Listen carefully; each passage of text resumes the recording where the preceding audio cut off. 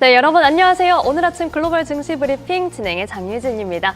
자, 또 한 번 새 한 주가 밝았습니다. 주말은 잘 보내셨나요? 자, 이 주말을 지나오면서 정말 날씨가 좀 많이 쌀쌀해졌습니다. 아침 바람 조심하셔야겠고요. 감기 조심하시기 바랍니다. 자, 저희 방송은 매일 아침 8시부터 10시까지 이 글로벌 증시 모두를 아우르는 알찬 내용들 전해드리고 있는데요. 미증시 애프터마켓 그리고 월요일은 주말 사이에 나온 이슈부터 해서 국내와 일본 증시 개장 점검 그리고 아시아 증시 개장 전략까지도 함께 대비하고 있으니까요. 오늘도 10시까지 함께해 주시기 바랍니다. 저희 유튜브 채널을 통해서도 많은 분들께서 아침부터 함께 인사를 건네주고 계신데요. 계속해서 응원 댓글 그리고 궁금한 점, 방송에서 들었던 내용에 대한 확인까지도 저희가 실시간 소통 함께하고 있으니까요. 많은 참여 부탁드리겠습니다. 자, 주말 사이 참 또 국제 정세와 관련해서 지켜볼 만한 뉴스들이 많이 나왔습니다. 미중 관계에 있어서도 이 트럼프와 시진핑 주석의 통화가 지나갔고요. 또 이제 오늘은 우리 이재명 대통령이 유엔 총회 첫 참석차 출국을 하게 된다. 이런 일정들까지 나오면서 저희가 지켜볼 만한 뉴스들이 참 많았는데요. 또한 이런 내용들이 시장에는 어떤 영향을 미치게 될지도 저희와 함께 점검해 보시기 바랍니다. 자, 지난주 금요일장 마감 상황부터 잠깐 화면으로 확인해 보시죠.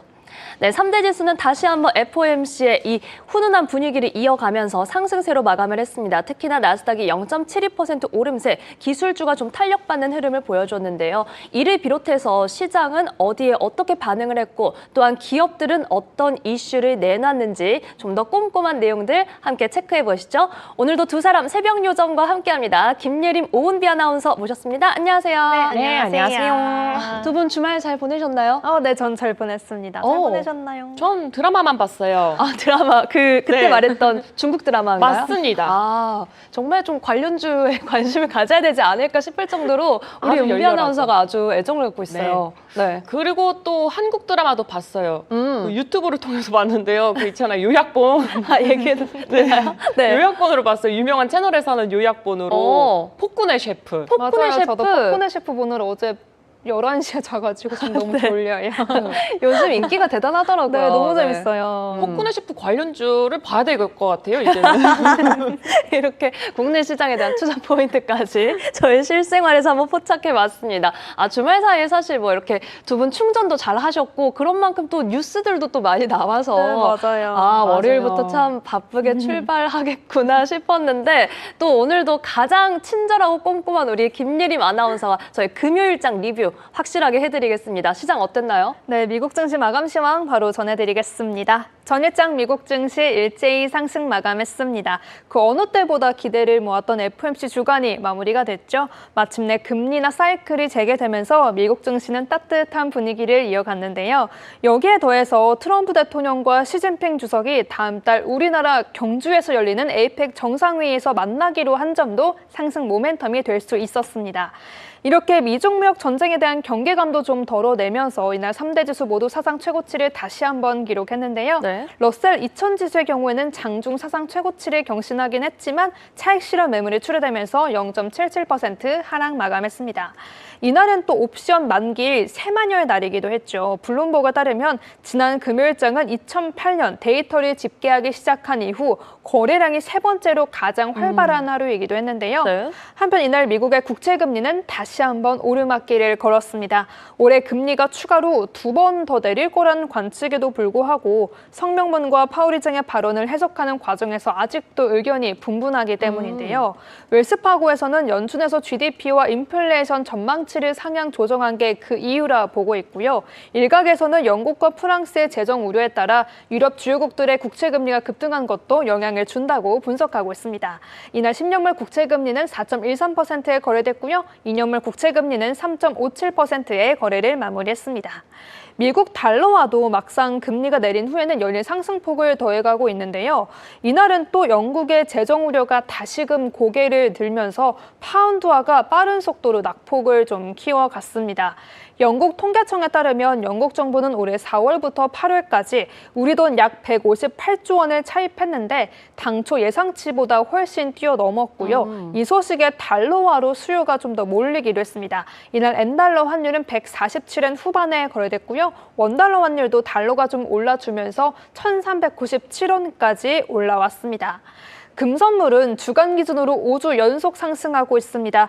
RGU 표출세 따르면 연준의 금리 결정 후에 금 가격이 잠시 주춤했지만 현실적으로 연말 전까지 4,000달러까지 오르지 않을 이유가 없다고 말했는데요. 전일장 금선물은 0.75% 상승한 3,705달러에 거래를 마무리했습니다. 반면에 국제유가는 연일 낙폭을 좀 키워가는 모습이죠. 이날도 같은 이유였습니다. 석유의 공급은 여전히 늘어나는 추세인데 수요가 그걸 따라주지 못하면서 국제유가는 이날도 1%대 하락 마감했는데요. 금리나 기대감에도 수요가 좀처럼 많이 늘 거라는 관측이 나오지 않으면서 연일 하방 압력을 받는 모습이었습니다. 네, 이렇게 금요일장 시장 상황 정리해봤습니다. 지금 러셀 지수의 추이 그리고 달러가 상대적으로 강세를 보이고 있는 점 이 부분들 여러분들 많이 궁금해하실 것 같은데 잠시 후에 김선영 대표님과 이 내용들 점검해 보도록 하겠습니다. 자, 김예림 아나운서 수고하셨고요. 저희는 우선 현재 선물 시장의 흐름 좀 체크를 해보시죠. 자, 금요일장에서 3대 지수가 사상 최고치를 다시 한번 경신한 다음에 오늘 선물 시장에서 3대 지수 흐름은 조금 숨고르기를 가져가고 있는 상황입니다. 현재 0.1% 내림세 다우, S&P도 0.1% 가까운 내림세 약보합권 흐름 가져가고 있다는 점 체크해 보시죠. 자, 그렇다면은 장 마감 후에 그리고 주말 사이에 나온 내용들이 사실 참 많았습니다. 우리 정말 많았어요. 은비 아나운서도 월요일 새벽부터 너무 바쁘지 않았을까 싶은 깜짝 뉴스들이 놀랐어요. 많았죠. 표정에서 느껴서. 네, 아니 네. 원래는 이제 제가 주말엔 여유롭게 밤에 온 걸 쓰거든요. 업데이트되는 소식이 많으니까. 근데 오늘은 새벽부터 조금 바빴어요. 아, 맞아요. 너무 소식들이 많이 업데이트가 됐는데 네. 그 중에서 하나가 이제 트럼프 대통령이 어떠한 이제 말을 하게 됐습니다. 일요일에 아주 흥미로운 소식을 전했는데요. 네. 이 틱톡을 미국에서 계속 운영하기 위해 제안된 거래에서 누가 참여할지 공개를 했습니다. 이름만 들어도 알만한 인물들이 등장했습니다. 그러니까요. 폭스의 회장인 라클럽 모도 그리고 오라클의 공동 창업자 레리 앨리슨, 델 테크놀로지의 CEO인 마이클 대리 그 주인공인데 혹시 앵커님 그거 아세요? 오라클 CEO 아들이 누군지 아세요? 오라클 CEO 아들이요? 네. 글쎄요, 누군가요? 완전 깜짝 놀랄 거예요. 이거 이따가 제가 또 준비를 하긴 했거든요. 오라클 아들이 네. 파라마운트 스카이댄스 CEO예요. 아, 그래요? 예. 아, 완전 신기하죠? 깜짝 놀랐죠? 아, 오늘 또 등장하잖아요. 맞아요, 등장해요. 네. 네, 그래서 어쨌든 그건 잠시 후에 또 말씀을 드리도록 하고요. 지금 이게 폭스, 델, 그리고 오라클까지 이 세 사람이 앞으로 틱톡 미국 사업 지분을 확보하는 투자자로 들어가게 됩니다. 트럼프 대통령은 미국과 중국이 지금 틱톡 미국 자산을 중국의 모회사 바이트댄스에서 미국 투자자들에게 넘기는 협상을 진행 중이다. 이렇게 말을 했어요. 만약에 이 거래가 성사가 된다면 틱톡의 미국 지분 절반 이상은 미국 투자자들이 갖게 되는 거고요. 운영은 국가안보와 사이버 보안 자격을 갖춘 새로운 이사회가 맡게 됩니다. 쉽게 말하면 틱톡 미국판은 이제 미국 투자자들이 주인이 되는 거고요. 미국 안에서 안전하게 운영되도록 만들겠다 이런 거예요. 그리고 트럼프 대통령이 폭스뉴스 썬데이 브리핑과 인터뷰를 했어요. 그래서 이 새 투자자들을 유명한 인사이자 미국의 애국자들이다 이렇게 치켜 세우면서 네. 아 나는 아주 잘 해낼 거라고 믿습니다 이렇게 말을 하는 거예요. 그리고 틱톡이 이제 작년 대선에서 젊은 유권자들의 지지를 끌어내는데 아주 큰 역할을 했다. 이렇게 평가까지 덧붙였어요. 또 추가적으로 관계자들에 따르면은 이 머독 일가의 투자는 폭스코프를 통해서만 이루어진다고 합니다. 즉, 이 라클럽 머독 개인이 투자하는 건 아니고요. 뉴스코프 같은 다른 회사 이름으로 드러나가는 것도 아니고 폭스코프 쪽으로 해서 투자를 진행한다라는 소식이 추가적으로 들려왔습니다. 자, 네, 이렇게 트럼프 대통령이 말한 어찌 보면 애국자 라인업이라고도 표현을 했고 틱톡과 관련해서 소식이 정말 주말 사이에 나왔기 때문에 현재 지금 주가 흐름을 저희가 보여드리고는 있지만 이게 반영된 내용은 아니라는 점 그쵸. 함께 확인을 하셔야겠습니다. 맞습니다. 네, 더군다나 오라클이 강세를 보였던 이유는 저희가 잠시 후에 다시 한번 확인을 해볼 거니까요. 이 부분 참고를 하시고 오히려 오늘 장에서 조금 이 내용들 참고해 보시면 좋을 것 같습니다. 자, 그 다음으로는 저희가 머크, 뭐 국내 기업 알테오젠도 함께 기다렸던 소식이기 때문에 이 내용 좀 살펴볼까요? 네, 미국 FDA가 머크의 키트루다 큐렉스를 새롭게 승인을 했어요. 이 약은 원래 암 치료제로 널리 쓰이는 키트루다를 정맥 주사, 그러니까 팔이나 혈관에 꽂아서 약을 넣는 방식인데 이 대신에 피하 주사라고 피부 밑에 주사기로 넣는 방식으로 맞을 수 있게끔 만든 그 버전이에요. 기존 정맥 주사 방식은 한 번 맞을 때 30분이나 걸렸습니다. 근데 이번에 승인된 피하 주사 버전은 1에서 2분 정말 금방이죠. 이 사이 안에 끝나기 때문에 환자들이 병원에서 보내는 시간이 크게 줄어들게 됩니다. 치료 효과는 그대로 또 유지가 되면서 환자 편의성이 확 이렇게 올라가게 되는 거죠. 머크는 이 피하 주사제형을 9월 말 미국에서 정식 출시할 계획이라고 밝혔습니다. 임상 시험 결과도 나왔는데요. 효과 면에서는 기존 정맥 주사와 차이가 없었다라고 하면서 제가 만약에 이 둘 중에 하나를 고른다고 하더라도 피하 주사가 더 낫지 않을까 이런 그쵸, 생각이 네. 들더라고요. 근데 다만 이 소식 자체는 장 마감 이후에 발표가 된 만큼 오늘장 안에서 머크의 주가가 어떤 움직임을 보일지 주목해 보시면 좋을 것 같습니다.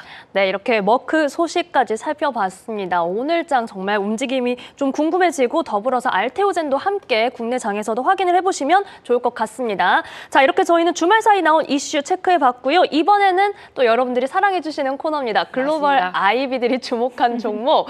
오늘도 저희가 좀 익숙하지 않은 그런 종목들이 발굴될지 궁금한데 첫 번째 기업부터 소개해 주시죠. 네, 오늘도 야심차게 준비한 네. 글로벌 IB 시간의 첫 번째 종목은 바로 크레도 테크놀로지 그룹입니다. 네. 윌리엄 블레어에서 크레도에 대한 투자 의견을 아웃퍼폼으로 제시했는데요. 목표가는 따로 제시하지 않았습니다.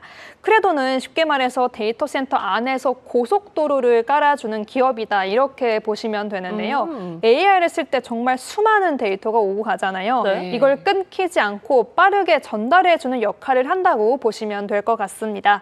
일단 윌리엄 블레어는 크레도의 압도적인 실적에 좀 주목하고 있는데요. 지난 1년 동안 매출이 176% 증가했고 매출의 총 이익률도 66%로 상당히 높은 수준을 보이고 있습니다. 네. 2분기 매출도 보면 지난해 대비 200% 넘게 성장했는데 소형주에서 이런 성장률을 보이는 건 드물다고 해요. 주가가 증명해 주듯이 1년 사이에 약 500%나 급등했더라고요.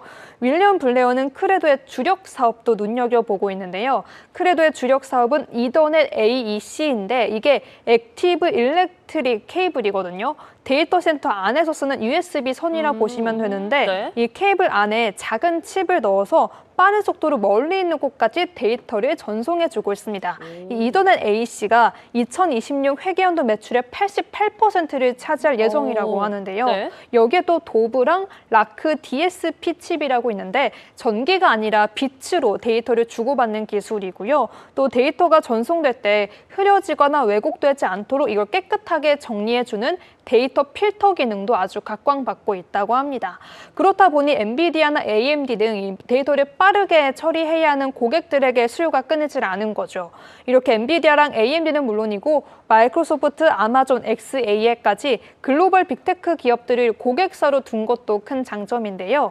윌리엄 베어는 2026년 주당 순이익이 206% 증가하고 내후년인 2027년에는 여기에 더해서 35% 성장할 것을 내다봤으니 향후 실적도 주목해보시면 좋을 것 같습니다. 네. 뱅크 오브 아메리카도 크레도에 대한 투자 의견을 매수로 제시한 적이 있는데 이때는 최근에 크레도가 공개한 블루버드 DSP를 주목했다고 합니다. 이 기술은 데이터를 구축하는 과정에서 전력이나 냉각 과정을 해결해 주기 때문에 지금 문제로 떠오르고 있는 전력 소모 문제도 해결할 수 있다는 점 참고하시면 좋을 것 같습니다.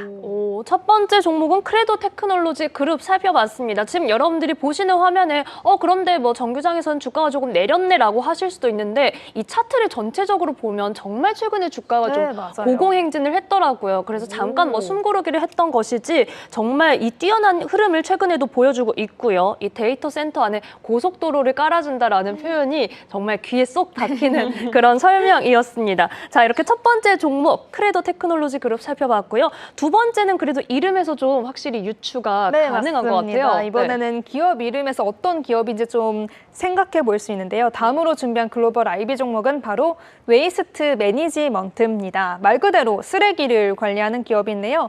미국에서 가장 큰 폐기물 처리 업체고요. 쓰레기를 수거하고 매립하고 재활용까지 맡아서 운영하고 있습니다. 좀 더 자세하게 설명해 드리면 쓰레기를 수거하고 폐기하는 게 주요 사업이긴 하지만 재활용품 있잖아요. 네. 플라스틱이나 금속, 종이, 유리를 분리해서 다시 판매하기도 하고요. 매립지에서 발생하는 발생되는 가스를 천연가스로 전환해서 재생에너지로도 판매하고 있습니다. 또 의료 폐기물에서 나오는 위험 물질이나 화학 물질을 처리하기도 해서 헬스케어 기업으로도 분류되고 있는데요. 그러니까 안정적인 매출을 쌓으면서 경기 방어 업종으로 나뉘고 있지만 주가의 변동성은 낮아서 빠른 시일 내에 수익을 보기는 어려운 점 참고하시면 좋을 것 같습니다. 투자 의견을 좀 확인해 보면요. 바클레이즈가 웨이스트 매니지먼트에 대한 투자 의견을 비중 확대로 제시했고요. 목표가는 $272로 제시했습니다. 이유는 역시나 안정적인 매출 덕분에 실적이 잘 나올 거라는 기대감 때문이었는데요. 특히 작년에 스테리사이클이라는 의료 폐기물 관리 기업을 현금으로 인수해서 이 실적에 기여할 포인트가 많다고 분석하기로 했습니다. 다만 한 가지 변수를 좀 주목해 보셔야 하는데요. 바로 원자재 가격의 변동성입니다. 앞서 설명해 드린 대로 웨이스트는 재활용 사업도 한다고 했잖아요. 네. 여기서 나오는 알루미늄이나 골판지, 유리 등 이 원자재 가격이 오르게 되면 당연히 매출에는 좀 도움이 되겠지만 반대로 톤당 $10만 내려가도 분기별 수익에 큰 차질이 생긴다고 합니다. 또 매립값에서 뽑아내고 있는 이 천연가스도 시장 가격에 영향을 받고 있고요. 정부의 보조금에 따라서도 변동성이 있는데 이 부분은 일부러 장기 계약을 많이 늘려서 리스크를 줄이는 전략을 세우고 있다고 합니다. 그래도 웨스트 매니지먼트는 글로벌 IBD 사이에서도 안정적인 폐기물 업체라는 인식이 꽤 강한 편이고요. 친환경 에너지 사업에서도 나서면서 앞으로의 매출 성장이 주목되는 기업 중 하나라고 하니까 안정적인 주가 추이를 원하시는 분들이라면 한번 주목해 보셔도 좋을 것 같습니다. 웨이스트 매니지먼트 두 번째 종목으로 살펴봤고요. 바클레이즈에서 목표 주가 $272 제시했습니다. 조금 묵묵한 성향의 분들이 네, 한번 주목을 맞아요. 해보시면 좋을 것 같다는 생각이 드네요. 무로 갈 뻔한 것들을 유로 창조하는 그런 기업입니다. 오. 자, 명정인데요. 진짜 멋있었어요, 방금. 오늘의 아, 그래요? 감사합니다. 적어놔야겠어요. 저도 어디다 써놓을게. 다음에 기대해 보겠습니다. 자, 우리 예림 아나운서 세 번째 종목 어딜까요? 네, 오늘 세 번째로 준비한 글로벌 IB 종목은 네. 아머 스포츠입니다. 아머 스포츠는 꽤 스포츠. 많이 들어보실 수도 있을 것 같은데 언더아머는 아니라는 점 참고하시고요. 네. 워낙 요즘 우리나라에서 러닝이 유행이다 보니까 이 그렇죠. 관련 스포츠 용품도 큰 관심을 네. 받고 있는데요. 두 분은 운동하시는 거 좀 있으신가요? 저 나이키요. 운동하는 거. 운동화 신는 건 줄 알았네요. 운동이요? 하는 거. 네. 저 주로 이제 집에서 뭐 숨을 어떻게 쉬어야 되는가. 아, 숨쉬기 운동. 그쵸, 그쵸. 오. 중요하죠. 그쵸, 굉장히 제일 중요하죠. 중요하죠. 네. 그 정도만 하고 있습니다. 네, 앵커님. 저는 러닝을 한때 했었는데 아니 근데 수영하시잖아요. 수영도 했었는데 네. 하고 있는데 아직은 그냥 음파음파 수준이라서 음파음파. 좀 우리도 부끄럽습니다. 숨쉬기 운동. 네. 결국 우리 모두 다 숨쉬기 운동만 네, 한다. 저도 마찬가지입니다. 네, 아무튼 뭐 요즘 세계적으로도 건강에 대한 관심이 높아지면서 아머 스포츠도 매 분기마다 어닝 서프라이즈를 기록하고 있는데요. 최근에 나온 투자 의견을 보면 일단 UBS가 아머 스포츠에 대한 투자 의견을 매수로 유지했고요. 목표가는 $52로 제시했습니다. 뱅크 오브 아메리카도 투자 의견을 매수로 제시하고 목표가를 $46로 높여 잡았는데 네. 지금 전반적으로 이 글로벌 IB들이 아머 스포츠에 대한 투자 의견을 강력 매수로 제시하고 있더라고요. 이유도 모두 한 가지로 모아지고 있었는데요. 아머 스포츠가 직접 장기 성장 목표를 확실하게 내놓았기 때문입니다. 현지 시간으로 지난 18일 아머 스포츠의 최고 경영자는요. 살로몬의 지속적인 성장과 아크테릭스의 빠른 성장이 30일에 공개된 실적을 주도할 것이다. 이렇게 자신 있게 말했는데요. 네. 또 2030년까지 매출을 매년 두 자릿수로 성장시키고 영업이익률도 매년 0.3에서 0.7%포인트 늘리겠다는 목표도 다시 한번 강조했습니다. 그런데 UBS도 그렇고 뱅크 오브 아메리카도 그렇고 목표가 너무 보수적이다 이렇게 말하고 있는데요. 그래요? 그러니까 실적이 충분히 더 잘 나올 수 있고 매출도 훨씬 늘어나고 이미 IPO 당시 목표했던 것보다 너무나 잘해주고 있어서 오히려 왜 이렇게 자신감이 없냐 이렇게 말하기도 하더라고요. 그래서 아직도 아머 스포츠는 저평가된 구간이라며 전반적으로 모두 강력 매수를 조언했고요. 중국으로도 매출이 꾸준히 늘고 있어서 9월 30일의 실적이 과연 어떻게 나올지 주목해 볼 만할 것 같습니다.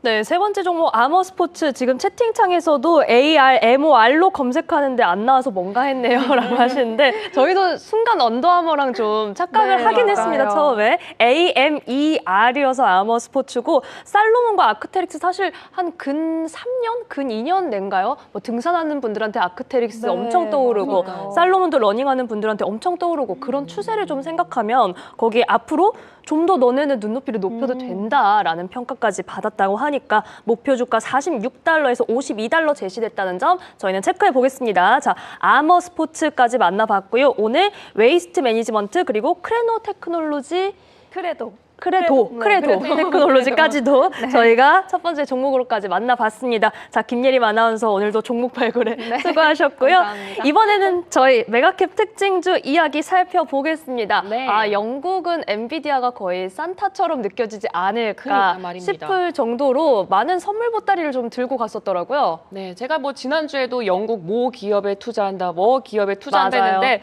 엔비디아가 영국에 20억 파운드 하나로 제가 또 그 사이에 환전을 해봤어요.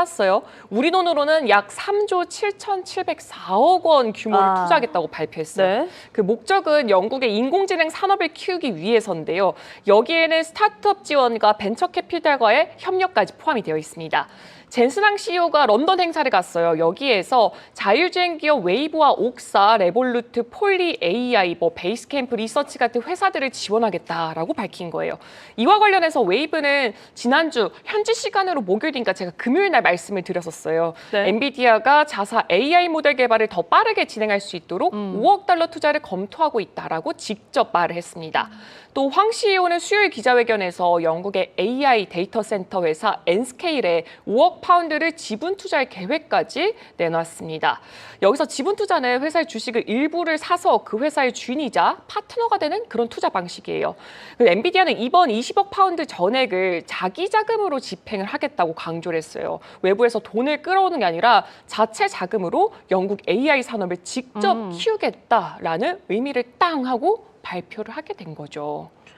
참 이렇게 보면은 영국에 매력적인 기업들이 많이 있었나 싶은 그런 이야기들이 나왔습니다. 정말 지금 기업들, 이 스타트업들 리스트도 다양하게 나와 있는 상황인데 엔비디아의 이 투자 소식도 저희가 전해드렸습니다. 자, 이번에는 마이크로소프트가 또 정규장에서 좀 많이 올랐던데 어떤 이야기 있었나요? 네, 마이크로소프트는 미국에서 엑스박스 가격을 또다시 인상한다고 발표를 했어요. 올해 네? 들어서 무려 두 번째 인상인데요. 네. 이 마이크로소프트는 이번 결정이 경제 상황이 변화하면서 불가피한 것이다라고 말을 했어요. 쉽게 말해서 물가와 비용이 올랐기 때문에 가격 조정이 불가피했다라는 거죠. 새 가격은 다음 달 3일부터 적용이 돼요. 구체적으로 보자면은 시리즈 S 1TB는 450달러고요. 고급형 시리즈 X는 650달러, 그리고 시리즈 X 갤럭시 블랙 2TB는 800달러 가까운 가격으로 매겨졌습니다. 사실 마이크로소프트는 지난 5월에도 미국과 유럽, 호주, 영국 이런 여러 시장에서 엑스박스 가격을 올린 적이 있는데 이렇게 두 번 연속 인상 소식이 나오면서 게이머들 사이에서는 약간 부담이 될 수도 있겠다라는 우려감이 같이 나오기도 했습니다. 그렇네요. 네, 지금 제품 라인업별로 거의 30에서 50달러 정도 인상이 된 건데 10월 3일부터 가격 인상이 적용된다는 점 다시 한번 체크해 보시죠. 자, 이번에는 애플을 좀 볼 텐데 아이폰 17 판매가 시작됐더라고요. 두 분 와. 혹시 보셨어요? 저 TV로 봤어요. 광고로만 봤는데. 저는 핸드폰으로만 봤어요. 이거 핸드폰 광고로요. 아, 광고로. 맞아요. 광고도 이제 본격적으로 네. 나오기도 시작하고 저는 SNS에 그 인증샷을 맞아요. 올린 맞아요. 분들이 굉장히 많더라고요. 네. 특히 한국 애플도 떴더라고요. 그러니까요. 네. 맞아요. 그 1호 구매자가 맞아. 전날 밤 10시부터 줄을 서 있었대요. 아, 진짜요? 진짜요? 1호가 네. 되기 위해서. 그러니까요. 와, 자, 이만큼 관심을 모았는데 지금 네. 시장에선 또 어떻게 보고 있는지 이런 부분도 궁금하거든요. 우리만 관심을 갖는 게 아니었어요. 중국에서도 어마어마한 관심이 아. 있었습니다. 지난 금요일에 베이징 애플 플래그십 스토어 앞에 네. 수백 명의 줄이 서 있었대요. 그래요? 그래서 신제품에 대한 이 뜨거운 관심을 보여줬는데요. 전문가들은 이번 시리즈가 샤오미, 화웨이 같은 이 현지 기업들과의 이런 치열한 경쟁 속에서도 애플의 시장 점유율 회복에 힘을 실을 것이다라고 보고 있어요. 사실 애플 같은 경우에는 그동안 화웨이랑 샤오미에게 계속 뒤처지고 있다. 점유율을 보자면 맞아요. 점차 밑으로 밀리고 있다. 이런 얘기들이 많았잖아요. 그런데 그랬죠. 이번에는 반전을 꾀할 수 있다 이거죠. 리서치 업체 옴디아는 올해 올해 하반기 중국 내 아이폰 출하량이 전년보다 11%나 늘어날 것이라고 내다봤어요. 그 결과 내년 애플의 전체 성장률이 5%에 이를 것이라고 전망을 했는데 네. 특히나 새로운 디자인을 앞세운 아이폰 17 프로 맥스가 이 교체 수요를 계속 끌어올리면서 내년에는 중국에서 가장 잘 팔리는 모델이 될 가능성이 크다 이렇게 분석을 한 거예요. 네. 근데 아이폰 에어 이번에 얇게 나온 거 있잖아요. 네. 그거에 대한 평가는 조금 엇갈립니다. IDC 애널리스트는 에어가 이 향후 폴더블 아이폰에 적용될 수 있는 시험대 역할을 할 것이다. 이렇게 보기도 하면서도 네. 더 얇은 디자인을 위해서 배터리, 카메라, 오디오 성능을 일부 희생한 만큼 판매 확대에는 한계가 있다라고 말했어요. 근데 제가 지난주에도 말씀을 드렸잖아요. 중국 사용자들은 네. 뭐 디자인도 디자인이지만 가장 중요한 게 배터리, 용량 이 부분인데 이걸 포기했기 때문에 아무래도 점유율 자체가 높지는 않을 것이다 이런 거죠.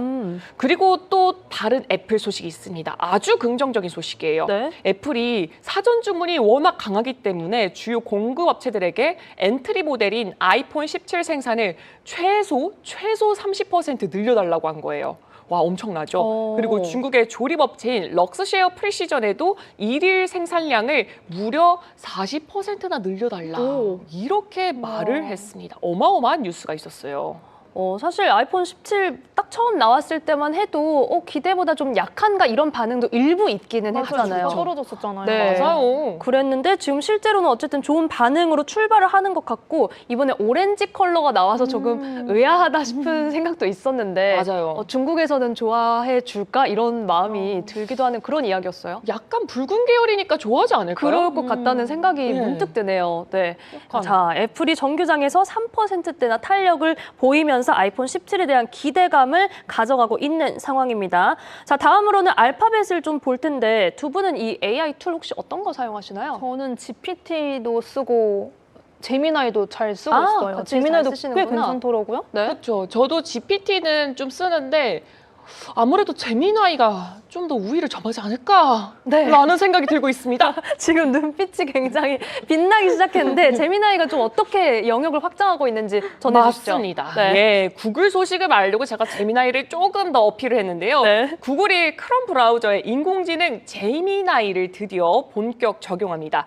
이제 미국의 맥과 윈도우뿐만 아니라 모바일 기기에서도 제미나이를 활용할 수가 있게 되는데요. 예를 들어서 웹페이지에 내용이 정말 많을 수가 있잖아요. 뭐 기사도 있을 거고 이 내용을 자동으로 요약을 해주거나 여러 탭을 오가면서 정리를 할 수가 있고요. 탭 안에서 바로 회의 일정을 잡거나 유튜브 검색을 하는 등 이렇게 다양한 기능들이 한 번에 복합적으로 실행이 가능해집니다.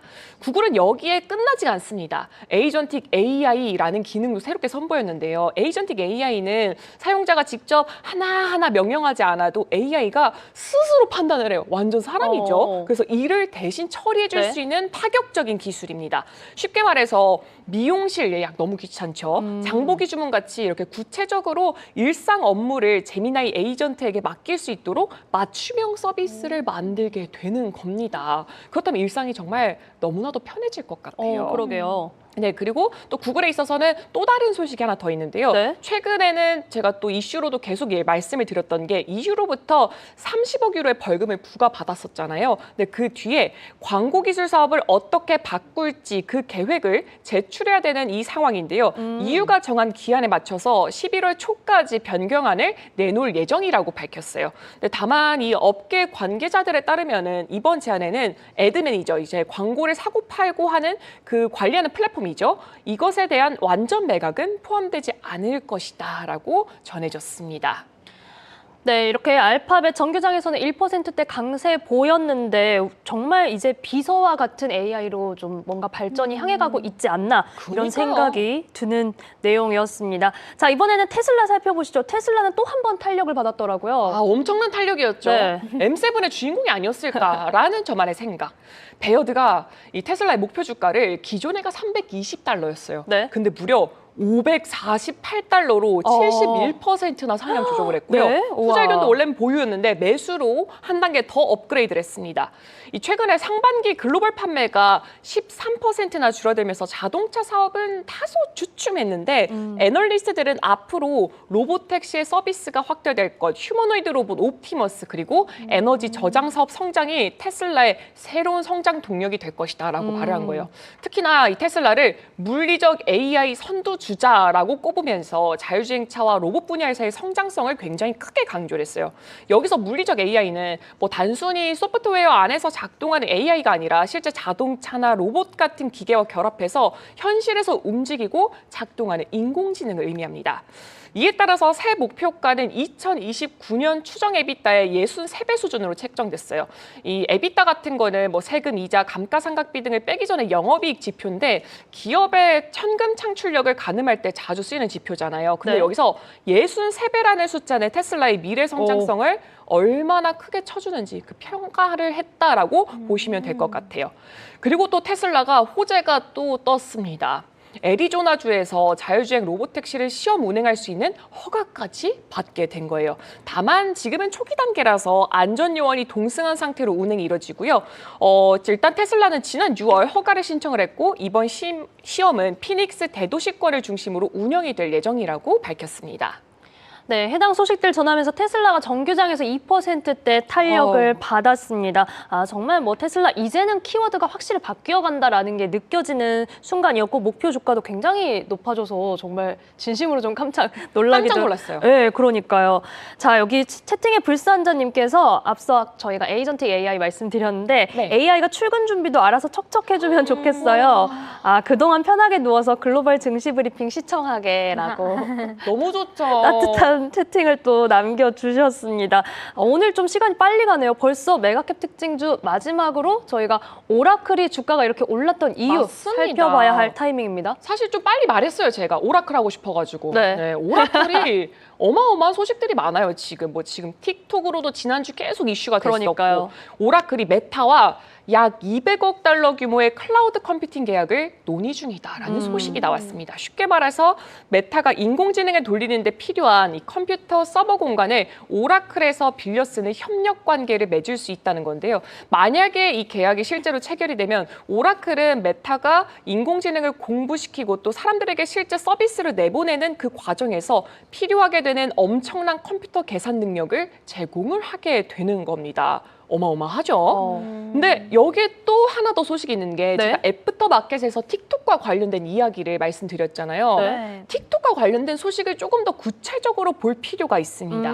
미국 정부가 틱톡이 미국에서 사업을 하려면 미국인들의 데이터는 해외가 아니라 미국 땅 안에 있는 서버에 보관을 해야 한다라고 조건을 내걸었어요. 그 서버를 운영할 주체로 오라클이 지목이 된 겁니다. 쉽게 말해서 틱톡 이용자들의 개인정보가 중국으로 넘어가지 않게 오라클이 대신 지켜보는 역할을 하게 된다라는 거죠. 그래서 오라클이 뭐 메타에서도 엄청난 일을 맡게 되지만 틱톡 안에서도 엄청난 일을 맡게 되는 만큼 오늘장 안에서도 주가가 움직임을 지난장만큼 보여줄 수 있을지 조금 더 지켜보면 좋을 것 같습니다. 정말 기대감을 올리는 소식들 또 한 번 내주고 있는 오라클 정규장에서는 4%대 오름세로 마감했습니다. 오늘 밤에도 지켜보시죠. 자, 이렇게 저희는 메가캡 특징주 살펴봤고요. 이번에는 또 주말 사이에 시장에 쏟아진 뉴스들 확인해 보겠습니다. 자, 우선 글로벌 증시, 이 글로벌 국제 정세에 있어서는 좀 우리 아시아권에서도 함께 기대할 만한 소식들이 같이 좀 들려왔죠. 네, 맞아요. 토요일 아침에 자고 일어나니까 좋은 소식들이 꽤 많이 나왔더라고요. 맞아요. 트럼프 대통령과 시진핑 주석의 전화 통화가 일단 무사히 잘 끝났고요. 또 저희가 금요일에 에이펙 정상회의에서 두 정상이 만날 수 있다 이렇게 전해드렸는데 정말 그 일이 성사되는 분위기였습니다. 트럼프 대통령과 시진핑 주석 모두 에이펙 정상회의에 참석하기로 하면서 13년 만에 두 정상이 동시에 한국에 방문하고요. 두 사람은 6년 만에 만나게 될 예정입니다. 여기서 또 주목되는 이슈는 바로 틱톡이겠죠. 일단 언론들의 분석을 좀 살펴보면 양국의 관계가 개선된 건 맞지만 틱톡과 관련해서는 견해차가 있었다는 이야기가 들려오고 있습니다. 로이터 통신에서는 현재로서는 어떤 협의가 오가는지 확실하지 않다고 전했고요. 네. 블룸버그에서는 트럼프 대통령이 서명이 필요하겠지만 어쨌든 합의가 마무리됐다고 밝히면서 중국의 기조는 조금 더 보수적이었다고 전했습니다. 파이낸셜 타임스에서는 중국은 여전히 중국의 상법에 따른 협상을 해야 한다고 강조했지만 트럼프 대통령은 스스로를 이 틱톡 문제의 최종 결정권자라고 혼자서 생각한다 이렇게 분석했는데요.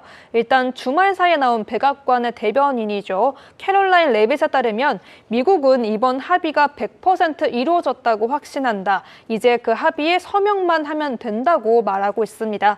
며칠 안에 서명이 이루어질 거라고도 말했는데요. 7명으로 구성되는 틱톡의 이사회 중 6명은 미국인이 맡을 것이고 알고리즘 역시 미국의 통제 하에 있게 될 거라 강조하기로 했습니다. 알려진 대로 오라클이 틱톡의 데이터와 보안 업무를 맡을 예정인데요. 이후에 나온 소식은 은비 아나운서가 아까 앞에서 친절하게 설명해 주셔서 네. 저는 다음 이슈로 넘어가 보겠습니다. 못 보신 분들은 앞으로 돌려보시면 한 7분쯤에 나오거든요. 아, 정확하네요. 네. 정확하게 좌표까지 시간이 찍어드렸습니다. 없어가지고. 네. 저희 다음 뉴스도 좀 빠르게 살펴볼게요. 네. 이제 미국 가려면 정말 돈이 많아야 되나 싶은 맞습니다. 소식이 전해졌어요. 네, 이것도 주말을 좀 뜨겁게 달궜던 소식이라 할 수 있는데요. 전문직 비자, H-1B 비자에 대한 수수료가 어마어마하게 늘어났습니다. 미국은 현재 시간으로 21일 0시부터 비자 발급 수수료를 기존 $1,000에서 $10만 100배로 올리겠다고 밝혔는데요. 러트닝 상무장관은 6년간 매년 $10만 를 내는 게 핵심이라며 미국을 위해 가치 있는 사람만 받아들이겠다고 매우 강한 어조로 선언했습니다. 그런데 미국 빅테크 기업들이 중국과 인도 전문가들에게 꽤 많이 의존하고 있기 때문일까요? 이 소식이 나오자마자 반발이 너무 거세서 백악관에서는 일단 한 발 물러난 분위기였습니다. 6년마다 매년 내는 돈이 아니라 처음에 신청할 때만 일회성 수수료로 내는 것이지 현재 비자를 소지하고 있는 사람들이나 갱신해야 하는 사람들에게는 해당되지 않는다고 말했는데요. 사실 머스크 CEO도 그렇고요. 트럼프 대통령의 영부인 멜라니아 여사도 이 H1 비자로 시작했거든요. 그래서 이게 네. 좀 더 논란이 되고 있고 또 올해 통계에 따르면 미국 기업 중에 H-1B 비자를 가장 많이 승인한 기업은 아마존이었습니다. 뒤를 이어서 마이크로소프트, 애플, 구글로 집계되고 있는데요. 그러니까 트럼프 대통령이 서명한 것처럼 $10만 수수료를 매년 냈어야 한다면 오히려 미국 기업들이 이 막대한 비용을 더 내야 하게 되는 거죠. 현재 빅테크 기업들에게는 당분간 미국을 떠나지 말라는 내부 지침에 떨어졌다고 하는데요. 파이낸셜 타임즈와 뉴욕타임즈에서는 미국 IT 기업이나 금융 기업들이 이제 H-1B 비자 프로그램에 참여하는 것조차 다시 검토해야 한다며 수수료를 내더라도 이 막대한 비용은 빅테크 기업들만 낼 수 있기 때문에 오히려 대기업과 스타트업의 격차만 더 벌리는 꼴이라고 분석하기로 했습니다. 일각에서는 캐나다에게 기회가 될 것이라며 이제 글로벌 인재들이 미국 대신 캐나다로 향하게 될 것이다 이렇게 전망하기도 했고요. 네. 어제는 또 미국 관광을 위해서 발급받는 비자죠. 이스타 비자 수수료도 $21에서 $40로 2배가 늘어났다고 하는데 관세에 이어서 이번 비자 사태도 꽤 큰 파장일 것으로 좀 전망되고 있습니다. 정말 숫자가 한 번에 확확 네. 뛰기 때문에 더 좀 충격을 맞아요. 주는 것 같고요. 이 해당 소식들 지금 뭐 아마존, 마이크로소프트, 애플 이들 기업이 좀 이 내용에 어떻게 영향을 받게 될지도 좀 체크 포인트가 될 것 같습니다. 더군다나 뭐 아시아계 채용이 이렇게 좀 많이 이루어졌기 맞아요. 때문에 그 부분은 좀 우려스럽기도 하네요. 자, 이 내용 이슈까지 저희 김예림 아나운서 살펴봤고요. 이어서 특징주 좀 더 마저 살펴보겠습니다. 자, 첫 번째로 볼 기업은 브라이트 하우스 파이낸셜 급등했더라고요. 맞습니다. 네. 아주 지난주 금요일에 급등세를 보여줬는데 보험사 에쿼리언 홀딩스가 이끄는 투자자 그룹이 브라이트하우스 파이낸셜을 사들이기 위해서 주당 65에서 $70 정도를 제시하면서 막바지 협상에 들어갔다라는 소식이 나왔어요. 이렇게 되면은 브라이트하우스 전체 지분 가치는 최대 $40억 정도로 평가가 될 수 있다고 해요. 이제 중요한 건 브라이트하우스가 어떤 선택을 하느냐인데요. 이르면 이번 주 안에 회사를 매각할지 아니면 그대로 독립을 유지할지를 정할 수가 있는 상황이라고 합니다. 다만 협상이 아직 끝난 건 아니라서 거래가 무산될 가능성도 남아있긴 합니다. 또 한 가지 눈에 띄는 점은 공동 투자자인데요. 아랍에미리트 국부펀드인 무바달라 캐피털과 카타르 국부펀드인 카타르 투자청이 함께 참여해서 전체 투자 자금의 절반 이상을 부담할 계획이라고 합니다. 그래서 지난 금요일 27.24% 급등세 보이면서 마감을 보였습니다. 마감가를 찍었습니다. 네, 정말 이 인수하기 위해서 주당 65에서 70달러 수준을 제시했다라고 하니까 그 전일장이 한 45달러 수준이었더라고요. 정말 맞아요. 완전 급등 점프를 보여준 브라이트하우스 파이낸셜이었고요. 다음으로는 지금 뉴몬트가 또 등장을 해 있네요. 네, 세계 최대 금광 회사죠. 그쵸. 뉴몬트가 이 캐나다의 올라 마이닝에 보유하고 있던 지분을 전부 팔았다고 합니다. 뉴몬트는 이번에 토론토 증권거래소를 통해서 주당 10달러 14센트에 팔았고요. 그 결과 총 4억 3,900만 달러를 손에 쥐게 됐습니다. 팔린 물량은 4,324만 주였는데 이게 올라 전체 주식의 13%가 넘는 아주 큰 덩어리였다고 해요. 네. 뉴몬트는 작년에 170억 달러라는 거액을 들여서 뉴크레스트 마이닝이라는 회사를 인수를 했었습니다. 이렇게 큰 회사를 사들이면 당연히 돈도 많이 나가고 빚도 많이 늘 수밖에 없죠. 그쵸. 그래서 뉴몬트는 그 이후로 중요하지 않는 자산, 뭐 비핵심 자산이라고 하죠. 이것들 다 팔고 직원 수도 줄이고 빚을 갚으면서 재무 구조를 정리해 왔습니다. 실제로 작년 11월에도 캐나다 온타리오에 있는 머슬 화이트 금광을 포함해서 이런 자산들을 올라에 8억 5천만 달러에 넘긴 적이 있어요. 그래서 뉴몬트의 CEO는 이번 매각에 대해서 회사가 들고 있는 자산을 더 단순하게 정리하고 앞으로 어디에 돈을 쓸지 어떻게 투자를 할지 선택할 수 있는 재원을 확보하는 계기가 될 것이다라고 설명을 했습니다. 그리고 방금 나온 소식도 하나 있는데요. 네. UBS가 뉴몬트의 목표 주가를 주당 140호주 달러로 27% 상향 조정했다는 소식까지 있었으니까 오늘 장 안에서도 움직임 보여줄지 체크해 보시면 좋을 것 같습니다. 네, 고맙습니다. 자, 해당 소식 속에 올라마이닝은 정규장에서 7% 넘게 내린 반면에 뉴몬트는 4%대 오름세, 또 국제 금가격도 오름세였죠. 52주 네. 신고가를 경신했습니다. 자, 그 다음으로는 오라클의 아들이 대기하고 아들이요, 있네요. 아들. 네, 네. 처음 알았어요. 파라마운트 스카이댄스인데요. CNBC에서 보도가 하나 떴어요. 네. 이 파라마운트 스카이댄스가 워너브로스를 인수하려는 움직임을 보여주고 있다고 합니다. 인수가 성사된다면 이 주당 가격은 22달러에서 24달러 사이가 될 거라는 얘기가 나오고 있는데요. 다만 이건 아직까지 정해진 게 아니라서 업계에서 흘러나오는 추측에 가까운 숫자다라고 보시면 될 것 네. 같습니다. 만약 실제로 입찰이 진행되면 자금의 7에서 80%는 현금으로 지불이 될 수 있다고 해요. 보통의 이런 대형 거래 같은 경우 일부는 뭐 주식, 일부는 현금을 섞어서 처리하기도 하는데 네. 이번 경우에는 뭐 거의 다 현금을 내는 방식으로 와. 될 수 있다라는 거죠. 참 현금이 많은가 봐요. 그러니까요. 네, 그리고 여기서 중요한 인물이 또 등장하는데 제가 아까 말씀드렸던 네. 레리 앨리슨, 오라클의 이 공동 창업자이자 IT 재벌이죠. 이제 파라마운트 스카이댄스 CEO의 아빠잖아요. 이번 거래 자금의 일부를 직접 지원할 가능성이 있다는 아하. 소식이 전해졌습니다. 뭐 아들이 추진하는 워너브로스 인수를 위해서 아빠가 든든한 뒷받침이 아우, 되어주겠다라는 그러니까요. 참 그런 뭐라고 해야 될까요? 든든하네요, 정말. 네, 되게 부러워요. 네. 앞서 이 현금 비중이 되게 높다라는 얘기를 그쵸. 해줬는데 또 가능한 이유가 있었고 레리 앨리슨이 한동안 좀 뉴스를 뜨겁게 하지 않을까? 이런 매일 생각이 나와요. 네. 들기도 하는 순간입니다. 파라마운트 스카이댄스 해당 소식 전하면서 6% 가까이 오르면서 52주 신고가를 경신했고요. 워너브라더스도 지금 이 주당 가격이 현재가보다 높은 수준으로 책정이 되었었기 때문에 역시나 탄력 받았습니다. 금요일장에서는 19달러 선에 거래 마쳤다는 점 함께 체크해 보시죠. 자, 이번에는 또 52주 신고가 경신 랠리를 이어갔던 섹터가 있습니다. 또 정부발 훈풍을 받았죠. 그렇죠. 양자 컴퓨터는 뭐 개별 이슈도 지난주에 계속 나왔었고 그러니까요. 이번에 또 다른 이슈가 나왔습니다. 전반적으로 양자 컴퓨터 관련주들이 좀 힘차게 움직였는데요. 트럼프 행정부가 양자 컴퓨팅 분야에서 더 폭넓은 대응을 준비하고 있다라는 이야기가 나왔어요. 이번에 논의되는 조치를 보면 첫째는 대통령이 직접 행정명령을 내려서 정책을 실행하는 방식이고요. 두 번째로는 올해 초 발표됐던 AI 액션 플랜처럼 국가 차원의 양자 전략을 따로 세우는 방식이 거론되고 있습니다.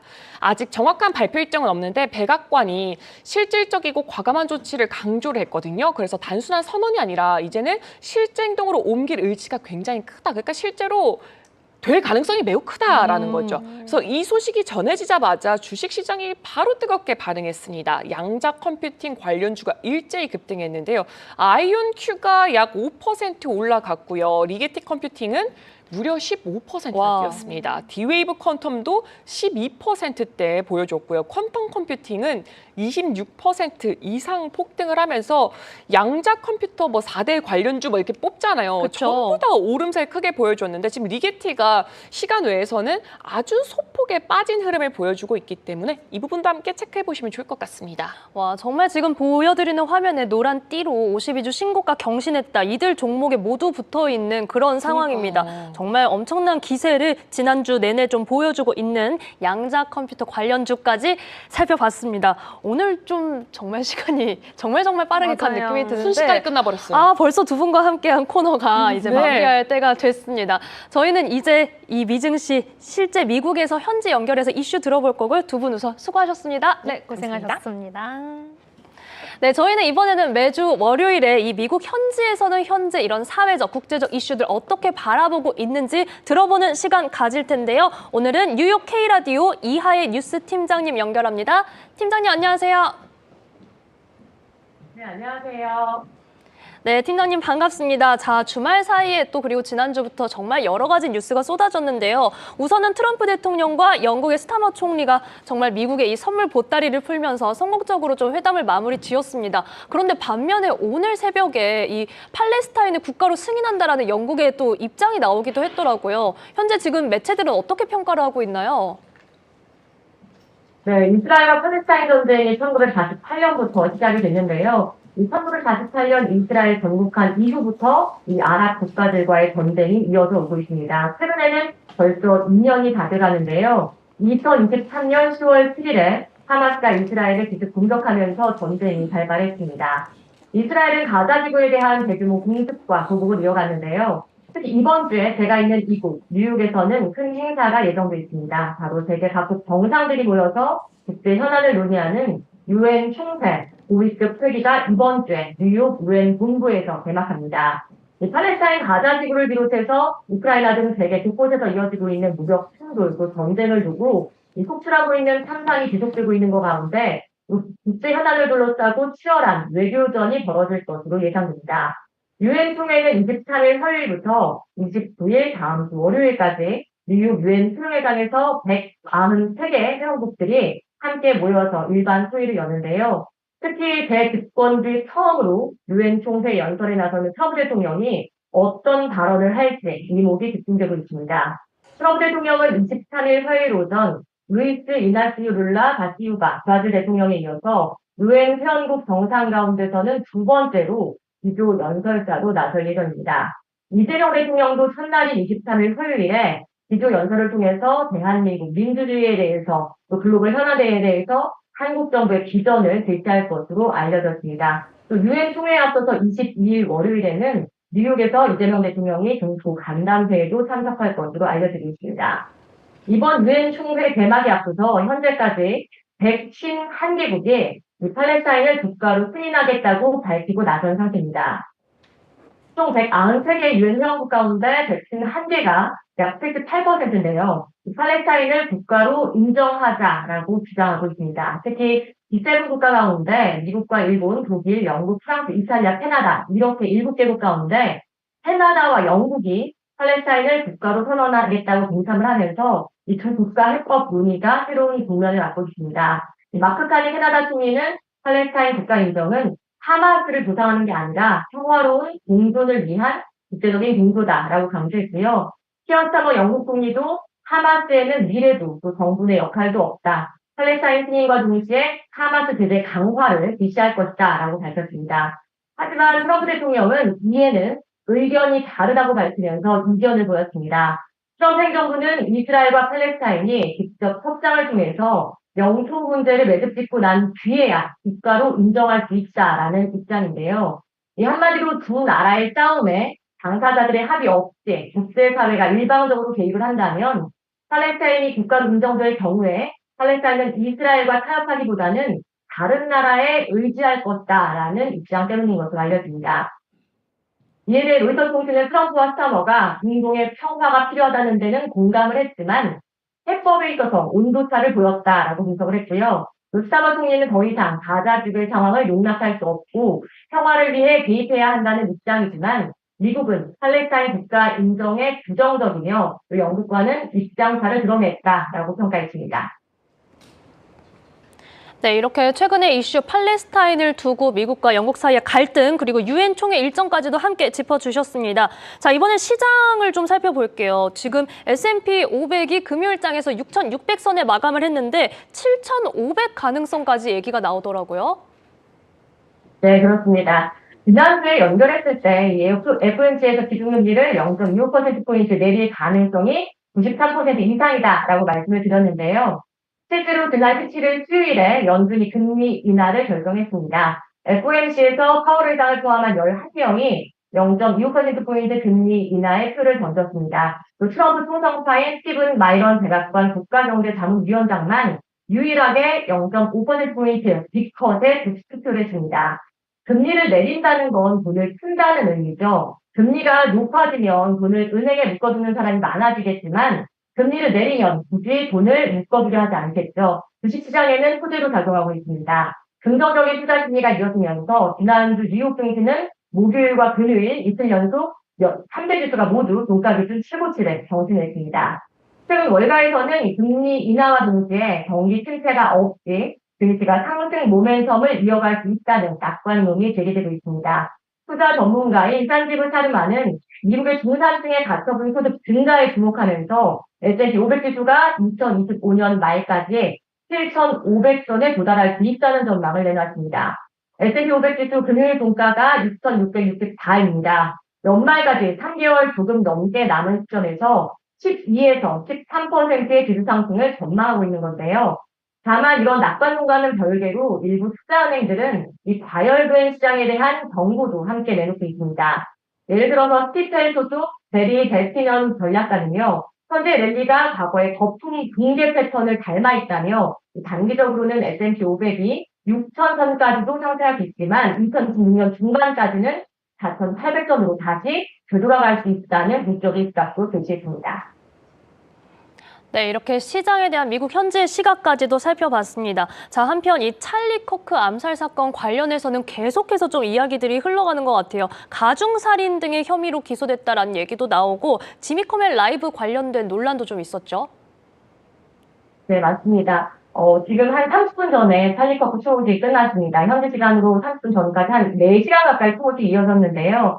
지난 9월 10일이었죠. 보수 성향의 청년 운동단체 터닝 포인트 USA 공동 창립자인 찰리 커크가 유타주 유타밸리 대학교에서 연설을 하던 도중 충격을 받았습니다. 통상 한 알이 목에 박히면서 향년 31세의 나이로 사망하는 충격적인 사건이 발생했습니다.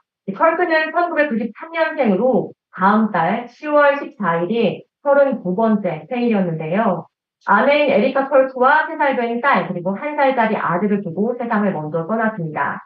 현재 검찰은 찰리 컬크를 살해한 용의자에 대해서 가중 살인 혐의로 정식 기소했습니다. 사형을 부영할 방침인 것으로 전해집니다. 컬크를 살해한 방아쇠에서 용의자의 DNA가 검출이 됐고요. 용의자가 사건 직후에 연인과 주고받은 메시지에 혐오성 발언을 했던 것이 증거로 나왔습니다. 용의자는 22세 타일러 로비슨이라는 남성으로 밝혀졌고요. 유타주 검찰은 이 사건을 단순 살인이 아니라 사형이 가능한 최상급 중범죄가 이렇게 가중살인이다라고 보고 기소를 했습니다. 여기에 더해 총기 발사 중범죄, 또 사법장애죄, 또 증인을 회유한 혐의까지 포함이 됐는데요. 이번 사건이 방송계에도 파장을 일으키고 있습니다. 미국의 대표 시리아 토크쇼인 지미 키멀 라이브가 무기한 방송이 중단됐습니다. 2003년부터 20년 넘게 이어져 온 가장 유명한 토크쇼인데요. 이번 사건에 대해서 잘못 언급을 하면서 방송이 무기한 중단된 겁니다. 지미 키멜은 이번 폭력 사건이 발생한 이후에 방송에서 체포된 범인을 놓고 이 마가 세력들이 용의자를 자기 편이 아니다라고 발뺌하면서 정치적으로 이용하고 있다라고 말을 했고요. 또 지미 카펠은 총기 규제 강화를 주장해온 인사 중 한 명으로 총기협회가 공화당을 상대로 로비를 벌이고 있다라고 비판하기도 했습니다. 키멀은 이어 자신의 쇼에서 트럼프 대통령이 찰리 커크를 추도한 발언을 놓고 4살짜리가 등부어를 잃어버리고 우는 것과 같다라고 조롱을 했습니다.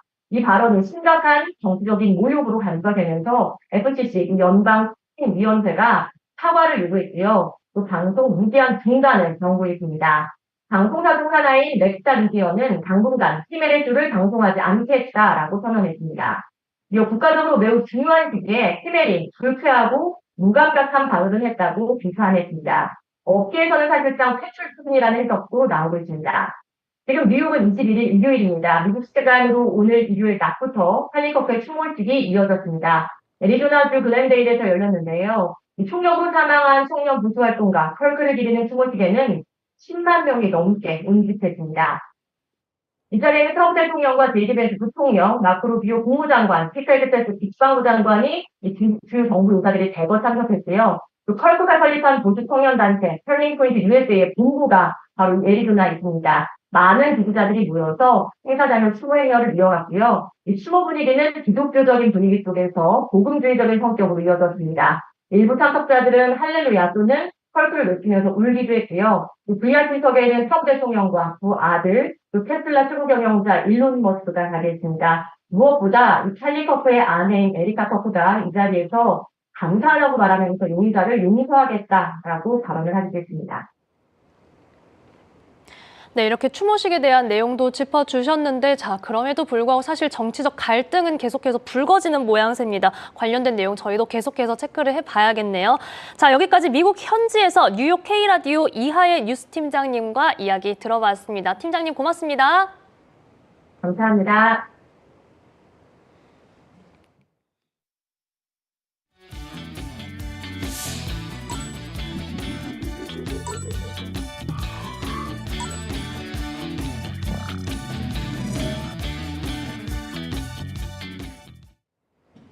네, 여러분은 오늘 아침 글로벌 증시 브리핑과 함께하고 계십니다. 자, 오늘은 LNS 홀딩스 김선영 대표와 시장 전략자 보겠습니다. 대표님 어서 오세요.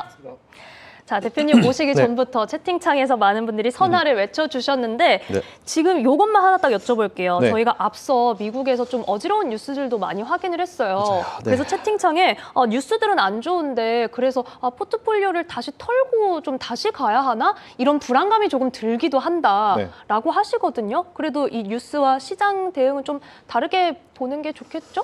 일단은 뭐 저는 수익이 나 있으면은 뭐 어떤 상황이든지 간에 수익을 한번 우리 확실하면 하고 가는 것도 나쁘지 않다고 봐요. 근데 제가 항상 말씀드리지만 네. 오늘 지수보다 연말 12월 지수가 더 높은 곳에 있을 거기 때문에 강조해 주셨죠. 네, 가지고 계신 종목은 아마 연말 기준으로 수익은 더 올라갈 거예요. 근데 또 투자하다 보면 우리 항상 모르는 게 그렇게 강하게 갈 겁니다라고 하지만 갑자기 또 누가 전쟁을 할 수 있는 거고 그쵸. 뭐 지금은 뭐 그럴 가능성이 없지만 뭐 이런 갑자기 돌발 이슈가 발생하면서 이제 수익률이 꺾일 수 있기 때문에 보통 이제 살까 말까 하면 사지 말고 팔까 말까 하면 팔아라 이런 얘기가 있어요. 뭐 그 얘기가 이제 아무래도 그게 딱 여러분들이 현재 생각하시는 각자의 어떤 투자 스타일과 네. 그 나의 어떤 투자 원칙과 가깝다라고 보기 때문에 뭐 개인적으로 봤을 때 뭐 예를 들어서 테슬라를 봤을 때 저는 뭐 굳이라고 생각하지만 테슬라 수익 많이 났는데 좀 팔아야 되지 않을까요?라는 생각이 드시면은 수익 난 거에 대해서 아니면 현재 보유하고 계신 거에 대해서 한 3분의 1 정도는 차익 실현하신 것도 나쁘지 않아요. 그게 절대로 나쁜 습관은 아니기 때문에 이게 아시겠지만 지금 계좌에 붙어 있는 플러스가 여러분 돈이 아니에요. 그렇죠. 매도를 해야지 그때까지. 내게 내 돈이 되는 거기 때문에 그럼요. 그런 마음이 드시면은 좀 차익 실현하는 것도 괜찮고요. 뭐 차익 실현하시고 나서 난 다른 거 한번 사봐야지 뭐 살 거 많습니다 지금. 그렇기 때문에 오히려 지금 시장에서는 좀 유연하게 대처하시는 것도 좋겠다라는 생각을 가지고 있습니다. 각자의 성향에 맞게 리스크 관리는 뭐 할 수 있다. 다만 여기에 연말에 대한 긍정적인 전망은 다시 한번 확인해 주셨습니다. 자, 그러면 우선 금요일장에 또 한 번 사상 최고치를 경신한 미국 시장입니다. 뭐 역시 FOMC 덕분이었을까요? 그렇죠. 이제 금리 인하에 대한 이제 계획이 나왔죠. 뭐 그동안 시장은 25bp 할 것인가, 50bp 할 것인가, 뭐 서로 자기들끼리 이런저런 얘기하면서 고민을 많이 했는데 25bp에 대한 얘기를 했고, 그리고 좋은 거는 일단은 시장은 올해 금리 인하를 많이 하면 좋겠다는 생각을 가지고 있는데 네. 두 번 가능성이 좀 많이 올라가 있는 상황이잖아요. 근데 뭐 저는 여전히 굳이 올해 두 번이나 더 해야 될까? 그냥 뭐 한 번 했으니까 한 번 정도만 더 하면 되지 않을까라는 생각을 가지고 있는데 일단은 뭐 10월 달도 말에 있고 네. 그리고 이번 달도 말에 했기 때문에 한 달 후에 어떤 그 상황을 좀 지켜볼 필요가 좀 있을 것 같아요. 저는 10월 달에 2달 연속으로 금리 인하를 굳이 지금 해야 될까라는 사실 생각을 좀 가지고 있고 분위기 봐서 뭐 12월 정도는 그래서 저는 원래 예상했던 게 9월, 12월이었거든요. 네, 9월, 12월. 네, 그래서 그런 상황이었기 때문에 일단은 한번 지켜봐야 될 것 같기도 해요. 근데 지금 시장에서 기대감은 좀 많이 가지고 있는 건 사실인 것 같고, 뭐 다들 이제 올해 9월 포함해서 3번 정도는 한다라는 그런 생각을 가지고 있으면서 그런 기대감이 시장에 들어가면서 조금 살리고 있는 것 같은데, 뭐 2번이든 3번이든 훌륭한 거죠. 그래서 일단 뭐 나쁘지 않은 분위기가 좀 나오고 있는 것 같고 시장도 너무 큰 기대를 하는 것보다는 적절한 기대를 좀 섞어가면서 시장을 좀 지켜보는 것 같아서 그래도 나쁘지 않다라는 생각을 좀 가지고 있습니다. 나쁘지 않다. 더불어서 앞서 뭐 시장에 지금 살 거는 네, 많다라고 맞습니다. 이야기를 해주셔서 저희가 역시나 또 어디를 봐야 할지 네. 저희가 개장 점검 후에 네. 계속해서 여쭤보도록 하겠습니다. 자, 우선은 지난주 금요일 장에서도 코스피가 또 한 번 장중 연속 사상 최고치를 경신하고 나서 그 이후에 반락하는 흐름을 좀 보여줬습니다. 또한 삼성전자가 하루 만에 뭐 8만 원 선 턱 밑에서 마감을 하기도 했는데 지금 HBM3 통과 소식이 좀 언론에서 나오고 있는 상황에서 물론 그 회사의 공식 오피셜은 아닙니다만 지금 업계에서는 그런 이야기들이 나오고 있는 상황이니까 기대감도 커지고 있습니다. 자, 오늘 월요일장 좀 어떻게 출발하게 될지 저희와 함께 지켜보셔야겠고요. 코스닥 시총 1위인 알테오젠, 머크 여기도 기분 좋은 소식을 전해왔고 프리마켓에서부터 7% 넘는 탄력을 보여주기도 했습니다. 과연 정규장에서 이런 흐름 이어갈지도 오늘 시장의 하나의 체크 포인트가 좀 될 수 있겠습니다. 자, 예상 체결지수 확인해 보시면요. 오늘 양 시장이 상승 출발 대기하고 있는 가운데 코스피가 3,464선에 코스닥이 871선에 출발 대기하고 있는 상황입니다. 자, 9월 20일 월요일장 국내 증시 출발했습니다. 자, 오늘 시장 우선 예상 체결지수에서는 소폭 상승 출발이 예상된다는 점 전해드렸는데요. 과연 이 상승폭은 어느 정도일지 또 한 번 랠리를 이어가는 우리 시장일지가 오늘의 또 한 번 관전 포인트가 되겠죠. 자, 우선 현재 시총 상위주들 비롯해서 어떤 흐름으로 출발하는지 확인해 보도록 하겠습니다. 자, 오늘 코스피와 코스닥 현재 개장 지수를 확인해 보기 전에 개장 지수 집계됐습니다. 코스피가 현재 0.54% 오르면서 3,463선 기록하면서 출발하고 있고요. 오늘 코스닥이 조금 더 강한 탄력 속에 0.68% 오름세 868선에서 거래 출발하고 있습니다. 자, 오늘 시총 상위주들의 흐름 만나보셔야겠죠. 삼성전자와 SK하이닉스가 오늘은 1%대 엇갈림을 보이면서 출발하고 있습니다. 삼성전자 1.88% 상승률 속에 81,200원 기록하고 있고요. SK하이닉스는 1% 넘게 내리며 34만 9천 원 선, 현재 35만 원 선 내어주는 흐름입니다. 여기에 현재 하나 에어로스페이스, KB금융 상승불 켜내고 HD 현대중공업 2%대 강세, 현대차도 소폭의 오름세, 두산 에너빌리티는 4% 가까이 오르면서 63,200원에 거래 출발하고 있습니다. 자, 코스닥은 어떨까요? 알테오젠이 7% 넘는 상승불을 밝혀내면서 현재 50만 8천 원 선을 기록하고 있습니다. 자, 이 키트루다 큐렉스 관련해서 FDA 승인이 나오면서 과연 알테오젠이 얼마나 로열티를 많이 가져가게 될 것인가 주말 사이에 기대감을 모으는 이슈 중에 하나였고요. 자, 오늘 코스닥 시총 상위단에서는 레인보우 로보틱스가 2%대 강세, 로봇주의 상승 흐름은 계속해서 이어지고 있습니다. 현재가는 31만 7,500원 기록하고 있습니다. 자, 그 밖에 제약바이오 섹터에서도 오늘 조금은 엇갈리는 가운데 ABL 바이오랑 HLB가 1%대 내림세, 삼천당 제약은 2%대 강세 속에 23만 2천 원을 기록하고 있습니다. 리노공업이 2% 상승불 속에 5만 1,600원에 거래되고 있는 상황이고요. 코스닥 시총 상위주에서는 조금은 상승과 하락이 엇갈리는 가운데 알테오젠이 강한 상승력을 지수에 불어넣고 있는 상황입니다. 자, 그렇다면 오늘 업종별로는 어떤 흐름을 보이고 있을지 이 업종별 추이도 함께 살펴보도록 하겠습니다. 자, 현재 업종별 추이를 좀 살펴보시면요. 코스피에서는 오늘 상승률 강한 업종은 기계 장비입니다. 2.85% 업종 지수를 보여주고 있는데 상승 종목이 많다기보다는 역시나 원전, 두산 에너빌리티 쪽에서 이 업종 지수를 이끌어주고 있는 상황이고요. 음식료 담배 업종도 오늘 1% 넘는 강세, 전기가스와 의료 정밀 기기, 전기전자까지도 1%대의 상승을 보여주는 업종 지수 기록하고 있습니다. 자, 이어서 코스닥에서도 오늘 상승 업종 살펴보시죠. 일반 서비스가 3% 가까이 업종지수 나타내면서 현재 상승불을 켜내고 있는데 삼천당 제약과 중앙 에너비스가 강세를 계속해서 보여주고 있습니다. 기계 장비 업종도 1% 넘는 업종지수 상승불 함께 켜내고 있습니다. 자, 이렇게 지금 국내 시장 상황을 좀 점검해 봤고요. 현재 일본 증시는 오늘 어떤 모습으로 개장을 하고 있을까요?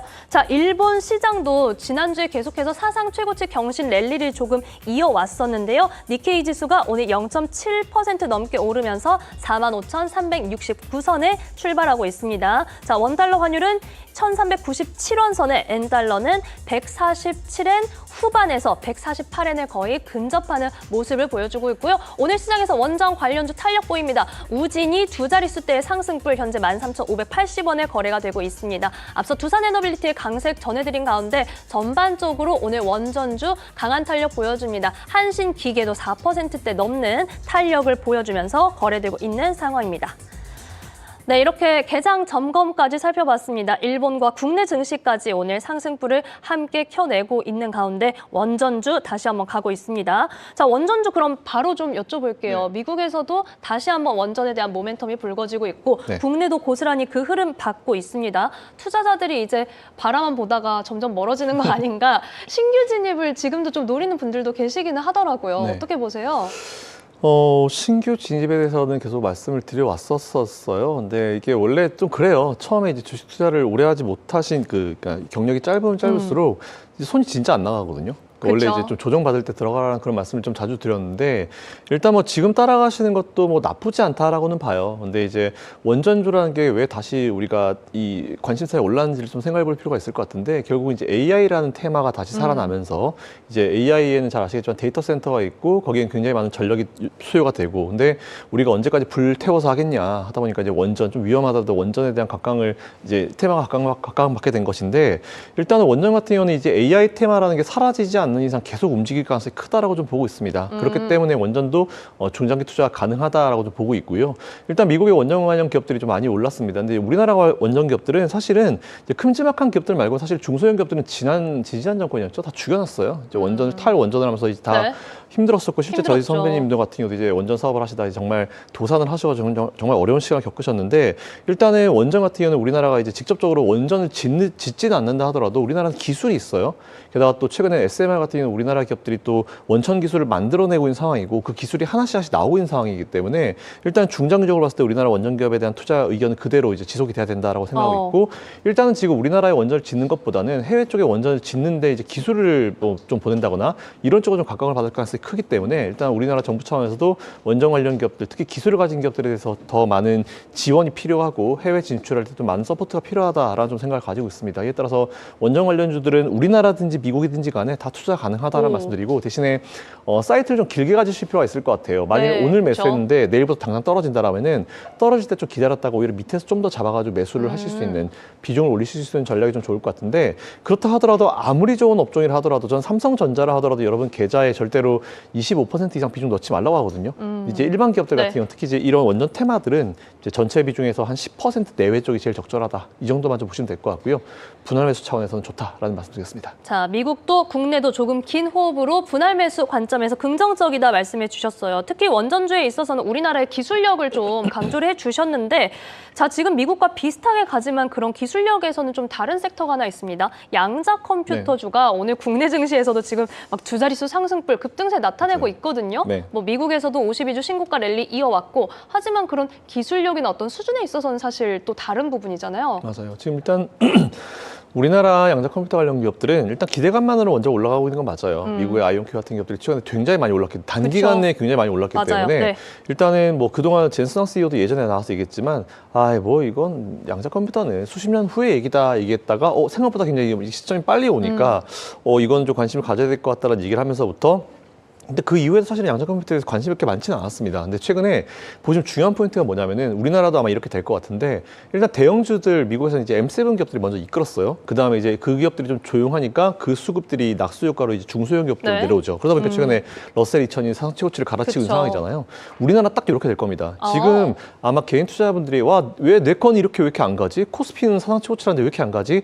계좌를 딱 열어보시면 대부분 코스닥일 거예요. 근데 미국의 어떤 예를 들어보면 네. 아시겠지만 일단 대형주들이 먼저 이끌어주고 이제 거기서 한번 이제 크게 수익을 내고 나서 낙수 효과로 이제 떨어지면 우리나라는 코스닥 기업들은 어쩔 수 없어요. 이제 코스닥 기업들 대부분이 우리나라의 이 대형 기업들, 대기업들로부터 수주를 받아오는 어떤 시스템이기 때문에 일단 대형주 먼저 이끌고 나서 이제 그쪽에서 실컷 어느 정도 상승률이 만들어지고 나면은 그 수급이 이제 중소형주로 옮겨가면서 이제 코스닥이 움직일 거거든요. 그러니까 지금 딱 러셀이처럼 움직이는 거 보시면서 좀 예를 드시면 될 것 같은데 그러다 보니까 이제 중소형 단에 있는 이런 원전 관련 기업들도 좀 움직여주는 흐름이 나오고 있죠. 그래서 일단 자연스러운 흐름인 것 같아요. 그리고 이제 미국이나 우리나라에 보면 지금 전체적인 그림은 똑같이 가고 있는 상황이기 때문에 제가 봤을 때 나쁘지 않다. 어. 투자 가능성은 여전히 하고 투자 가치는 여전히 있고 올 연말까지 봤을 때 지수는 더 올라갈 것이다 라고 생각하고 있습니다. 사실 말씀 중에 오늘 딱 여쭤보고 싶었던 게 있었어요. 네. 지금 이제 시장에서는 슬슬 우리가 미들 스몰캡 봐야 할 네. 때일까? 말씀 주신 것처럼 뭐 러셀 지수도 함께 사상 최고치 돌파했다가 조금은 뭐 금요일장에서는 숨고르기 했는데 지금 스몰캡 봐야 할 때인가요? 그럼? 그쵸. 제가 계속 말씀을 드려왔는데 다시 한번 또 말씀을 드리면은 일단 스모캡에 대한 관심은 가지셔야 돼요. 그리고 최근에 이제 좀 우리나라 코스닥도 조금 올라왔다라고는 하지만 아직 진짜 안 올라온 기업들 많거든요. 코스닥이 진짜 괜찮은 기업들 정말 많아요. 근데 이제 아직까지 본격적인 흐름이 나오지 않았던 기업 많고 그리고 차트를 이제 짧게 보지 마시고요. 네. 최근 한 2, 3년치를 넓게 보세요. 넓게 보시면은 최근에는 진짜 와 바닥에서 한 50% 올라왔네 싶지만 딱 열어보면은 고점 대비해서 반토막 나 있는 기업들 진짜 많거든요. 그렇죠. 네, 그중에서 뭐 PBR이라든지 아니면 실적 개선세가 나온 기업이라든지 아니면은 이미 잘 달리고 있는 기업들의 어떤 그 1차 밴더, 2차 밴더 같은 기업들도 많기 때문에 그런 기업들이 이제 움직일 때가 왔다라고 저는 생각합니다. 그래서 지금은 오히려 상승에 대한 어떤 수익에 대한 어떤 업사이드를 좀 올리고 싶으면은 미국보다 우리나라가 낫고요. 그리고 우리나라에서는 코스피도 괜찮고 코스닥도 괜찮고 근데 이제 코스닥 기업들이 상대적으로 더 많이 눌려 있었기 때문에 우리나라 중소형 기업들 실적만 개선된다라고 하면은 지금부터 철저히 제가 봤을 땐 실적 안 좋으면은 못 가는 시장이 될 거다라고 보이기 때문에 실적이 베이스로 깔려 있는 중소형 단에서는 기간이 얼마나 걸리든지 말든지 간에 그대로 유지하시는 게 좋겠다라는 생각을 가지고 있습니다. 자, 실적에 대한 부분도 다시 한번 키포인트로 좀 짚어주셨습니다. 자, 말씀드리는 동안에 코스피 지수가 장중에 사상 최고치를 또 한 번 경신했습니다. 오늘 3,481선 후반대까지 기록을 하면서 1%대의 상승불 잠깐 켜내기도 했고요. 지금도 0.97%의 강세를 유지하고 있는 상황입니다. 자, 오늘 시장 또 장 초반부터 좋은 흐름을 보여주고 있는데 장중에 3,480선을 돌파했었다는 점 바로 확인을 해보시죠. 지금도 그 부근에서 3,478선의 움직임 보여주고 있는 우리 시장입니다.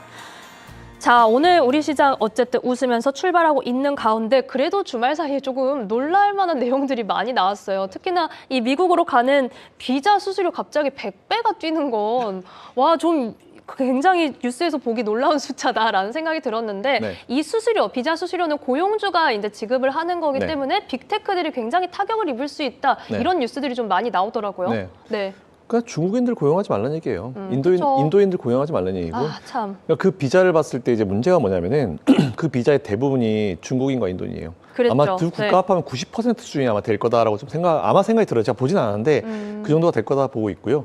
근데 좀 재미있는 건 뭐냐면은 지금 미국과 그 협상을 하고 있는 국가 중에 중국이랑 인도가 이제 관련 이제 그 전문인 비자를 제일 많이 가지고 있는데 두 국가가 미국이랑 협상이 아직 안 됐어요. 그 얘기는 제가 봤을 때 협상 카드로도 충분히 쓸 수 있다고 좀 보고 있고, 그 중요한 건 이제 이게 네. 우리나라에 이어질 것인가에 대한 부분인데 죄송합니다. 우리나라 같은 경우는 이제 트럼프 대통령이 단서를 달았죠. 어떤 거 단서를 달았냐면 1억 4천. 근데 예외. 우리 미국한테 도움이 되면은 예외 조항을 걸겠다는 얘기 나오거든요. 우리나라는 100% 예외에 들어갑니다. 그렇기 때문에 우리나라는 사실 큰 문제가 될 것 같지는 않고요. 아, 그 그래요? 인도도 네. 이제 우리나라한테 좀 도움 좀 돼보지 이런 느낌. 그 중국 어떻게 생각하냐 니들 이렇게 딱 던지는 거기 때문에 이것도 어쨌든 지금 그 제재안 중에 하나라고 봐요. 그렇게 하려면 이제 사실 비자를 받아서 들어오려면 이제 그 사람에 대해서 모든 걸 다 알고 나서 들어오는 거잖아요. 네. 무비자 입국이 아니기 때문에. 그렇기 때문에 사실 이것도 그쵸. 그냥 제재안 중에 하나지 우리나라한테 뭐 영향 줄 만한 건 전혀 아니다라고 보고 있고 1억 4천이라는 이 금액 자체가 사실 미국에서 일하면은 10만 불 정도 연봉을 받아간다 하더라도요. 절반 세금 날리니까 그럼 이제 1억 4천 이걸 벌려면 2년 이상은 써야 벌 수 있는 금액이거든요. 그러니까 비현실적인 금액이라는 걸 알아요. 근데 이제 그 이후에 나온 단서를 보면 딱 답이 나오더라고요. 저는 이제 이거는 미국, 이건 중국, 인도 이거는 이제 제재다. 노리는 거다. 네, 노리는 거다. 네. 그 이상도 이하도 아니기 때문에 이게 뭐 증시로 퍼져가지고 뭐가 어떻고 미국의 무슨 뭐 신뢰도의 문제가 어떻고 하여튼 지금 미국 언론들이 열심히 기사 써요. 막 트럼프 막 또 이게 자꾸 이제 내리려고 엄청 걸 쓰는데 중간 선거 기간도 다가오기도 하고 여러 가지 좀 고민이 되게 많을 것 같긴 한데 제가 봤을 땐 그런 건 아니고요. 시장에는 전혀 문제 없고. 이제 이것도 정치의 노름 중에 하나다라고 판단되기 때문에 그런 거 가지고 우리가 투자의 사이트나 뭐 전략을 바꿀 필요는 정말 요만큼 없다라고 생각했습니다. 그래요. 네. 화들짝 놀랄 필요는 없다. 전혀요. 네, 전혀요. 대표님, 그럼 여기서 잠깐 현대차 이야기로 저희 네. 좀 갔다 올게요. 주말 사이 현대차도 좀 뉴스를 여러 가지 오늘 네. 개장 전에도 쏟아냈는데 우선은 뭐 미국 현지에서 조지아주 쪽에서 네. 미국인 채용을 늘리겠다. 네. 이런 소식들 전해왔고요. 또한 현대차 사장이 가격 인상하지 않겠다. 네. 관세 충격을 우리가 좀 흡수하겠다. 이런 얘기를 보여서 일부 기사에서는 도요타가 이만큼 올릴 때 현대차는 이만큼 올려야 되는데 괜찮겠나? 네. 뭐 이런 분석들도 나오긴 하더라고요. 현대차 지금 어떻게 보고 계세요? 그게 경영적 판단이라고 생각하는데 이게 사실은 이제 기업을 운영할 때는 네. 미래를 위해서 우리가 당장은 좀 어느 정도 손실을 감안해야 될 때가 있어요. 그러니까 지금 이 당장의 매출을 위해서는 네. 사실은 하면 안 되죠. 근데 이제 우리는 당장의 매출보다는 좀 더 이제 미래를 본다라는 그런 전략이라 보시면 될 것 같아요. 그래서 사실 지난번에 인플레이션이 되게 심했을 때도 미국에서 이제 트럼프 관세만큼 올리겠다라고 했었던 그런 기업들이 있는 그렇죠. 반면에 네. 어떤 기업들은 우리 관세 올라가도 안 올리겠다라고 한 기업들이 있어요. 맞아요. 근데 나중에 보면 그 기업들의 이미지 메이킹이 훨씬 잘 되거든요. 그럼요. 네. 인플레이션이 올라가도 이 기업은 안 올리는구나라는 이미지 있는데 현대차 같은 경우는 이건 미래를 보고 이제 베팅한 거다라고 보고 있습니다. 그러니까 오히려 저는 이거는 진짜 당장의 매출은 좀 줄어들 수 있어서 아마 주주분들 입장에서는 이제 페이퍼를 볼 때 좀 안타까울 수 있는데 중장기적으로 그만큼 현대차가 미국 시장을 중요하게 생각하고 있고 우린 너희들한테 이렇게 네. 할 생각이 있다라는 거기 때문에 이거는 분명히 미 정부나 아니면 이제 미국인들한테 충분히 어필될 수 있는 상황이에요. 당장의 매출을 좀 포기하고 이제 이런 이미지 사실 근데 기업들이 이미지를 좀 좋게 만들기 위해서 다 광고비를 정말 어마어마하게 붓는 거잖아요. 광고비 좀 줄이면 돼요. 광고비 좀 줄이면 되고 이제 이 손실 가는 거 좀 보고 그리고 이렇게 이미지 메이킹 하면 잘 되면은 한 6개월 있다 다시 금액 올려버리잖아요. 그럼 이제 사람들은 이 이미지 메이킹 된 거에 각인이 되지 그 이후의 거는 별로 신경 안 쓰거든요. 그러니까 오히려 이거는 굉장히 잘한 액션인 것 같다라는 생각이 좀 가지고 있습니다. 자, 그런 만큼 아무래도 그래서 오늘 개장 전에 현대차 관련해서 조금 긍정적인 네. 리포트도 나오면서 펀더멘탈이 훼손된 건 아니다 이런 평가가 나오는 것 네, 같습니다. 오늘 현대차 현재 1% 내외 상승폭을 켜내고 있고요. 자, 대표님이 사실 애플 빼고는 하나의 유행어로 만들어 주셨는데 네. 아이폰 17이 지금 일단 좀 잘 팔리기는 하는 것 같은 뉴스들이 나오더라고요. 실제 네. 어떤지 좀 모르겠어요. 이 기준이 있어요. 네. 우리가 이제 기대치를 크게 가지냐 못 가지냐의 차이인데 아. 엔비디아는 완전 반대죠. 엔비디아는 기대치가 눈높이가. 이만큼 있어요. 예를 들어서 이제 엔비디아도 휴대폰 파는 기업이라고 하면은 엔비디아 너희는 휴대폰을 1000대를 팔 거야. 근데 걔들이 999대를 팔면 실망이에요. 아, 그렇죠. 근데 이제 애플은 애들 한 300대 팔 거야 했는데 330대 팔았어요. 우와, 그거 넘어섰네. 가지고 이렇게 예상 된다. 야 진짜 안 좋을 줄 알았는데 생각보다 괜찮네 이 느낌이거든요. 그러니까 그 두 개의 기업 차이는 그겁니다. 지금 애플에 대한 기대치는요 별로 없어요. 그렇기 때문에 야 진짜 정말 안 될 줄 알았는데 그래도 생각보다 팔리네 이거건데 팀 쿡이 여전히 이제 중국 쪽의 매출에 집중을 해 있는 상황인데 중국에서 지금 미국이랑 그런 제재 상황에서 이거 조금 애매한 부분이 분명히 있거든요. 네. 그러다 보니까 되게 꼬여 있는 부분도 분명히 있고 그리고 이제 이번에 휴대폰을 사실은 이제 제가 아이폰 11을 쓰잖아요. 좋은 게 나오면 제가 바꾸겠다라고 했는데 아직도 바꿀 생각 없고요. 이번 것도 보니까 위에가 툭 튀어나왔더라고요. 아. 제가 이거는 뭔가 싶은 생각이 좀 있긴 있는데 물론 좋아하는 분들은 사실 수도 있어요. 근데 저도 이제 나름 애플 빠라고 하는 팬 중에 한 명인데도 불구하고 사실 사고 싶은 생각이 요만큼도 없는데 이번 좀 잘 팔린다라고 하는 거는 낮아진 기대치보다 그래도 좀 더 잘 팔린다 그거지 우와 뭔가 어메이징하다 이런 느낌은 아니죠. 그러니까 그걸 잘 판단하실 필요가 있을 것 같습니다. 결국은 눈높이가 중요하다. 네 맞습니다. 그러면 신규 접근은 아닌 건 알겠어요. 네. 보유자는 좀 어떻게 할까요? 보유자요? 보유자는 아마 지금 가지고 계신 분들은 좀 길게 투자하시는 분들일 거예요. 그렇기 때문에 애플은 장기적으로, 중장기적으로 무조건 가지고 가야 됩니다. 무조건. 근데 단기적으로 지금 살 게 너무 많아요. 많이 밀리는 것도 많고. 그래서 제가 차라리 애플보다 테슬라가 낫다는 말씀을 제가 몇 달 전부터 계속 드린 이유가 그 네. 이후에 테슬라 많이 올라왔잖아요. 그런 거거든요, 사실은. 투자할 때는. 그래서 저는 오히려 지금 여전히 지금 애플도 뭐 좋은 건 알겠다. 또 투자 가치는 충분히 있다. 가치가 없다라고 하는 게 아니에요. 그쵸. 시간에 대한 기회비용. 우리가 막 어디서 계속 돈이 들어오면은 다 사면 돼요. 그냥 왜 애플 사놓고 한 5년 있다 보세요. 이렇게 하면 되는데 그게 아니잖아요. 그쵸, 맞아요. 그렇기 때문에 저는 오히려 애플에 네. 대한 투자하실 그 비중 자체를 다른 M7 기업 쪽으로 넘기는 것도 괜찮다라는 그런 생각을 좀 가지고 있습니다. 네, 이렇게 애플에 대한 부분까지도 다시 한번 좀 체크를 해봤습니다. 자, 시장에서는 또 우리 시장 오늘도 뭐 좋은 흐름으로 가져가고 있고요. 잠깐 수급을 좀 확인을 해볼 텐데 코스피에서 오늘 외국인 투자자들 그래도 조금 양매수 들어오면서 거래 출발하고 있는 상황입니다. 코스피 지수가 뭐 연일 사상 최고치를 경신하고 있는데 이걸 달러화 기준으로 환산하면은 그래도 아직 더 여력이 남아있다. 네, 맞아요. 이런 이야기들도 있더라고요. 최근에 네. 수급 동향은 좀 어떻게 보세요? 일단 대주주장로서 이슈가 사라지고 나서 지금 외국인들이 다시 돌아왔습니다. 아주 안정적인 흐름이고요. 뭐 진작에 이랬었어야 되죠. 진작에 그 불필요하고 막 주식도 안 하는 사람이 괜히 나와가지고 무슨 전략을 하겠다 그런 것보다는 오히려 시장에 대한 이해도가 높은 분들이 이런 것들을 판단하는 게 맞다라고 보고 있는데 일단 대주주장로서 이슈가 사라지니까 외국인들이 봤을 때는 한국이 다시 한번 경제 정책에 대한 일관성이 나오네라고 생각하면서 매수가 들어오는 것 같아요. 일단 이 흐름 자체는 굉장히 좋은 흐름이라 보고 있고 그래서 네. 이거 외국인들이 아마 중심으로 잡아주는 시장 자체는 올 연말까지 일단 최소한 올 연말까지 이어질 거다라 보고 있는데 그 사이에 개인이랑 기관 샀다 팔았다 하거든요. 그쵸. 근데 기관들 너무 마음 쓰지 마세요. 기관들은 지금 어쨌든 브로커리지를 올려야 되기 때문에 매수매도 많이 할 겁니다. 네, 그런 상황이어서 오히려 기관에 대한 투자는 너무 마음 쓰지 마시고요. 대신에 연기금 좀 중요하죠. 연기금은 좀 길게 사이트를 가는 집단이기 때문에 그래서 연기금이랑 뭐 외인 정도만 보시면 될 것 같고 외국인의 이런 흐름들은 굉장히 좀 긍정적으로 판단되고 있다라는 생각 말씀드리겠습니다. 아, 긍정적인 흐름. 그 가운데 지금 원달러 환율이 뭐 1,400원 선에 다시 좀 이렇게 시도하는 그런 움직임이 보이더라고요. 네. 그런데 이게 약간 원화 약세라기보다는 달러가 상대적으로 강세를 가져가는 상황이라서 네, 맞아요. 네, 금리 인하하고도 달러가 강세를 가더라고요. 근데 지금은 아직 불확실성이 너무 많아요. 그래서 제가 이번 3분기만큼은 이제 환율이랑 이제 채권 사실 되게 중요하거든요, 두 가지가. 근데 이제 이번 3분기만큼은 채권이랑 환율 제가 보지 마시라고 제가 말씀을 드려요. 분석이 정확하게 안 돼요. 그러니까 이론과는 굉장히 많이 떨어져 있고 외부적인 어떤 그러니까요. 변수가 맞아요. 너무 많은 상황이기 때문에 이게 그 정확하게 분석이 잘 안 돼요. 그렇기 때문에 오히려 뭐 환율과 이 채권에 대한 어떤 그 우리의 중요도는 충분히 있지만 최소한 3분기 정도 이제 무역 협상이 어느 정도 마무리되고 이런 불안함이 불편함이 사라질 때까지는 이제 환율에 대해서 너무 마음 쓰실 필요 없을 것 같다. 결국 환율도 이제 상대적 개념이기 때문에 그렇죠. 네, 아직까지 좀 안정을 찾기에는 좀 무리가 있어서 제가 봤을 때는 일단은 너무 마음 쓰실 필요 없고 지금 이제 외부적인 이슈가 어느 정도 조용해지는지 잠잠해지는지를 위주로 좀 보시면 되지 않을까라고 생각했습니다. 네, 이렇게 환율에 대한 점도 여쭤봤습니다. 아직은 불확실성이 좀 남아있는 상황. 자, 이런 가운데 삼성전자가 현재 3% 넘게 상승률을 좀 끌어올리고 있는 상황입니다. 목표 주가를 11만 원으로 제시한 곳도 한 두 곳 정도 있더라고요. 네. 어느 정도 보세요? 저는 가능성 좋아요. 저는 사실 삼성전자 10만 원, 11만 원 갈 수 있다 보는데 되게 애매한 게 뭐냐면 지난번에도 증권사들이 이렇게 막 너나 할 것 없이 다 올렸다가 그분들 한 3, 4개월만 하더라도 삼성전자 안 올라간다 그랬거든요. 올릴 이유 없고 HBM 나올 때까지 못 움직인다 이렇게 얘기했던 분들이에요. 근데 갑자기 11만 원 올리니까 좀 제 마음속에 또 불안함이 나오죠. 항상. 그러니까 또 보통 이제 증권사들이 이런 설레발 이런 느낌인 것 같은데 일단 뭐 삼성전자만 놓고 봤을 때는 뭐 10만 원 이상 가 있어야 되는 기업이에요, 사실은. 근데 이제 그동안은 이제 외국인들의 흐름이 사실 제일 중요했죠. 외국인들이 지금 대주주장로서 이슈라든지 이런 것들 때문에 우리나라 못 들어왔는데 외국인들이 들어오게 되면은 잘 아시겠지만 외국인들은 그냥 아무 생각 없이 찍어서 매수하는 게 아니고 MSCI 인덱스에 대해서 딱 그 밸런스대로 매수를 하거든요. 근데 이제 그 MSCI 코리아 인덱스를 보시면 거의 삼성전자만 23%예요. 그래서 일단 외국인들이 우리나라에 펀드를 만든다. 1억을 사면 2,300만 원을 그냥 삼성전자가 사놓고 보는 거기 때문에 지금 삼성전자 수급은 그래서 들어오는 거거든요.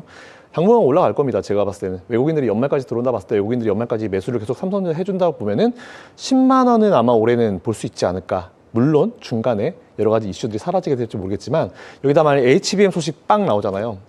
그러면 이제 10만 원 볼 수 있지 않을까. 그러니까요. 저도 지금 이게 리포트 제목들에 네. 좀 HBM 관련해서 신뢰도를 쌓고 있다 이렇게 네. 내용이 나오고 있어서 좀 추가적인 확인이 필요할 것 같습니다. 어쨌든 삼성전자 연말까지도 10만 원도 갈 수 있다라는 이야기도 함께 해주셨고요. 지금 아무래도 삼성전자에 대한 이야기를 하니까 네. 좀 채팅창에서도 반응이 나오고 있고 진진이님께서는 이제야 들어왔네요. 선영 대표님 오늘도 잘 보고 있습니다. 정말 많은 분들께서 지금 선영 대표님의 인사이트 함께 하고 계십니다.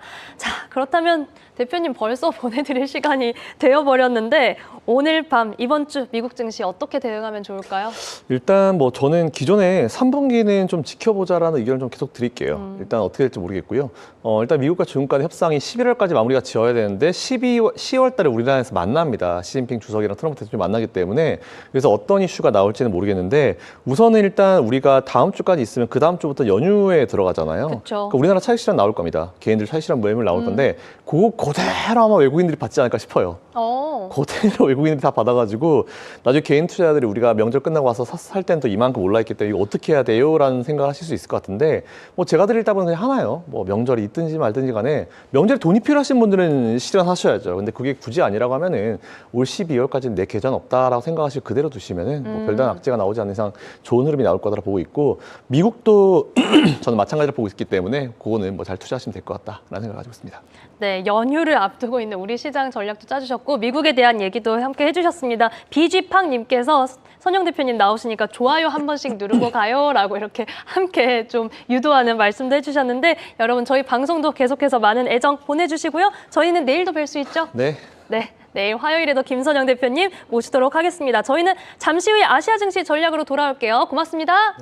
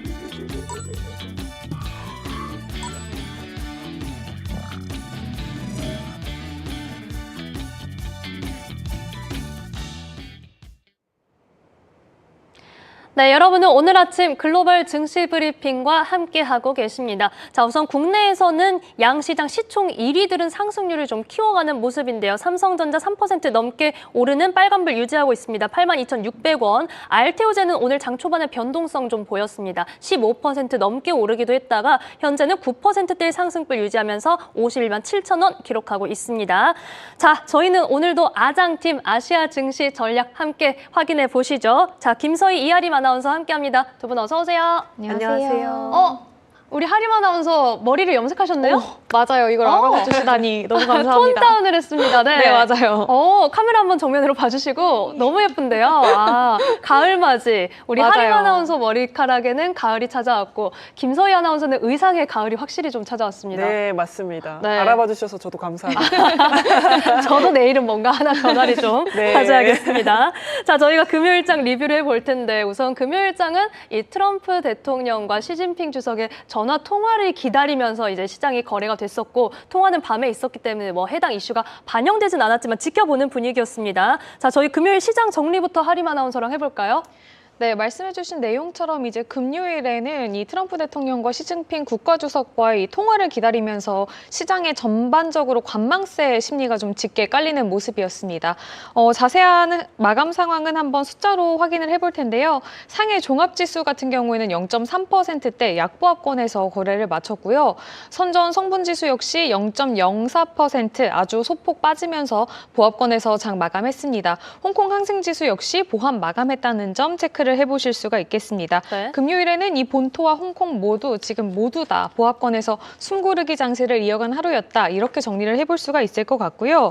이 업종별로 조금 더 자세하게 히트맵을 통해서 살펴보도록 하겠습니다. 네. 먼저 금요일장에서 좀 눈에 띄는 움직임이 나왔던 종목을 한번 살펴보자면 일단은 에너지 관련된 종목들의 흐름이 조금 눈에 띄었습니다. 석탄 관련된 종목들도 전반적으로 빨간불을 좀 켜냈고요. 리튬 관련된 종목들도 좀 빨간불을 많이 켜냈는데요. 이제 티안치 리튬, 우리말로는 천재 리튬이라고 하는데 4%대 강세 보였고 천재 리튬과 함께 많이 꼽히고 있는 감펑 리튬 같은 경우에도 10%대 상한가에 올라서는 모습을 좀 보였습니다. 이 금요일에 국제 리튬 배터리 산업 컨퍼런스가 순영 지역에서 열렸다고 하는데요. 네. 이 연설에서 뭐 리튬 업계의 뭐 전반적인 긍정적인 전망이 좀 이야기가 많이 됐다고 하고요. 이러한 분위기 속에서 이 상승 흐름을 이어갔다라는 해석이 나오고 있다고 합니다. 문화 미디어 업종도 금요일장에서는 전반적인 이 오름세를 시현하는 모습이었습니다. 그리고 뭐 비철 금속 같은 경우에도 좀 업종 딴에서 그래도 오름세가 연출이 되는 모습이었고요. 반면에 뭐 반도체 같은 경우에는 전반적으로 약세 분위기가 좀 많이 나왔습니다. 그리고 또 약세 나왔던 업종 한번 찾아보자면 자동차 부품주들도 그간 강세 흐름 좀 이어가다가 금요일장에서는 조정이 좀 나온 모습이었고요. 그 외에도 이 소프트웨어 개발 쪽도 그간의 상승분을 좀 많이 반납을 하면서 조정을 받는 모습이었습니다. 지난주의 흐름을 한번 정리를 해보자면 이 남향 자금이 18주 연속 순유입되었다고 하는데요. 와. 다시 말해서 네. 본토에서 홍콩으로 가는 자금의 양이 더 많았다라는 이야기로 풀이가 되고 있고요. 다만 전월 대비했을 때는 40% 정도가 감소했다. 이 홍콩장에서도 살짝 그간의 열기가 조금은 식은 모습을 보였다라고 해석을 해볼 수가 있을 것 같습니다. 그리고 가장 많은 거래, 그러니까 다시 말해서 가장 많은 투자자분들의 관심을 받았던 종목은요. 알리바바와 SMIC, 메이투항과 텐센트, 샤오미 등 이제 우리도 많이 익숙하게 알고 있는 테리픽10 종목들이었다고 하고요. 각각의 거래량이 200억 홍콩 달러를 모두 초과한 상황이라고 합니다. 그럼 저희는 대만 가권지수 흐름으로 바로 한번 넘어가 보도록 하겠습니다. 네. 대만 가권지수 그간의 흐름이 굉장히 좋았었는데 금요일장에서는 0.7%대 빠지면서 마찬가지로 조정을 좀 받는 모습이 연출이 됐습니다. 대만에 상장이 되어 있는 TSMC 같은 경우에도 1%대 빠졌고요. 이 미장에 상장이 되어 있는 TSMC 같은 경우에도 1%대 마찬가지로 같이 조정을 받는 모습이 좀 등장이 됐습니다. 그러면 저희는 이제 중국 본토와 홍콩에 상장이 되어 있는 주요 종목들, 테리픽10 종목들도 한번 알아보도록 할 텐데요. 그 전에 먼저 설명해 주실 내용이 있으시다고? 아, 네. 지금 삼성전자의 추이를 잠시 좀 확인을 해보겠습니다. 4%대 넘게 오르면서 거의 83,000원도 위협을 하고 있는 상황인데요. 삼성전자의 상승세 워낙 눈에 띄기 때문에 저희가 잠시 좀 살펴봤습니다. 현재 82,900원 선 4%대의 상승불을 켜내면서 오늘 장 초반 1%대의 상승불로 시작했는데 계속해서 상승 탄력 키워가고 있고요. 외국인의 매수세도 집계되고 있는 상황 전해드렸습니다. 자, 이어서 테리픽10 이어갈까요? 네, 삼성전자의 흐름 확인해봤으니까 다시 중국장으로 네. 또 넘어오도록 하겠습니다. 먼저 알리바바부터 한번 확인을 해볼 텐데요. 금요일장에서 알리바바는 0.4%대 강보합권에서 거래를 마치는 모습이었습니다. 다만 이 보도에 따르면 현지 시간 20일 CNBC가 알리바바가 이번 달에 휴머노이드 스타트업 엑스스퀘어 로봇에 약 1억 달러를 투자했다라고 밝혔다고 하는데요. 알리바바는 이제 2월에 앞으로 수년간 AI에 74조 원 규모의 투자를 하겠다라는 계획을 발표한 적이 있습니다. 지난 3년간 이미 24조 원 정도를 AI에 투자했는데 앞으로는 그 3배에 달하는 금액을 투자를 하겠다라는 포부를 밝힌 거고요. 시장에서는 알리바바의 마윈이 돌아왔고 이제 전자상거래 업종이 아니라 정말 이 중국 AI 굴기 선봉에 서 있는 기업이 될 것 같다라는 분위기가 펼쳐지고 있는 상황이라고 합니다. 다음 종목도 이어서 바로 만나보시면요. 메이투안입니다. 메이투안은 금요일장에서 0.7% 오름세 보이면서 거래를 마쳤고요. 징동닷컴 같은 경우에는 3%대 강세 시연했는데요. 이제 소비 진작 정책이 중국에서 나왔기 때문에 연휴를 앞두고 뭐 여행, 호텔 이런 관련된 업종을 좀 영위하고 있는 징동닷컴에 매수세가 쏠렸다는 분위기가 해석이 되고 있습니다. 비아디로 넘어가 보시면 0.6%대 오름세로 거래를 마쳤는데요. 주말 사이에 나온 보도를 살펴보시면 워렌 버핏이 비아디의 지분 전량을 매도했다고 합니다.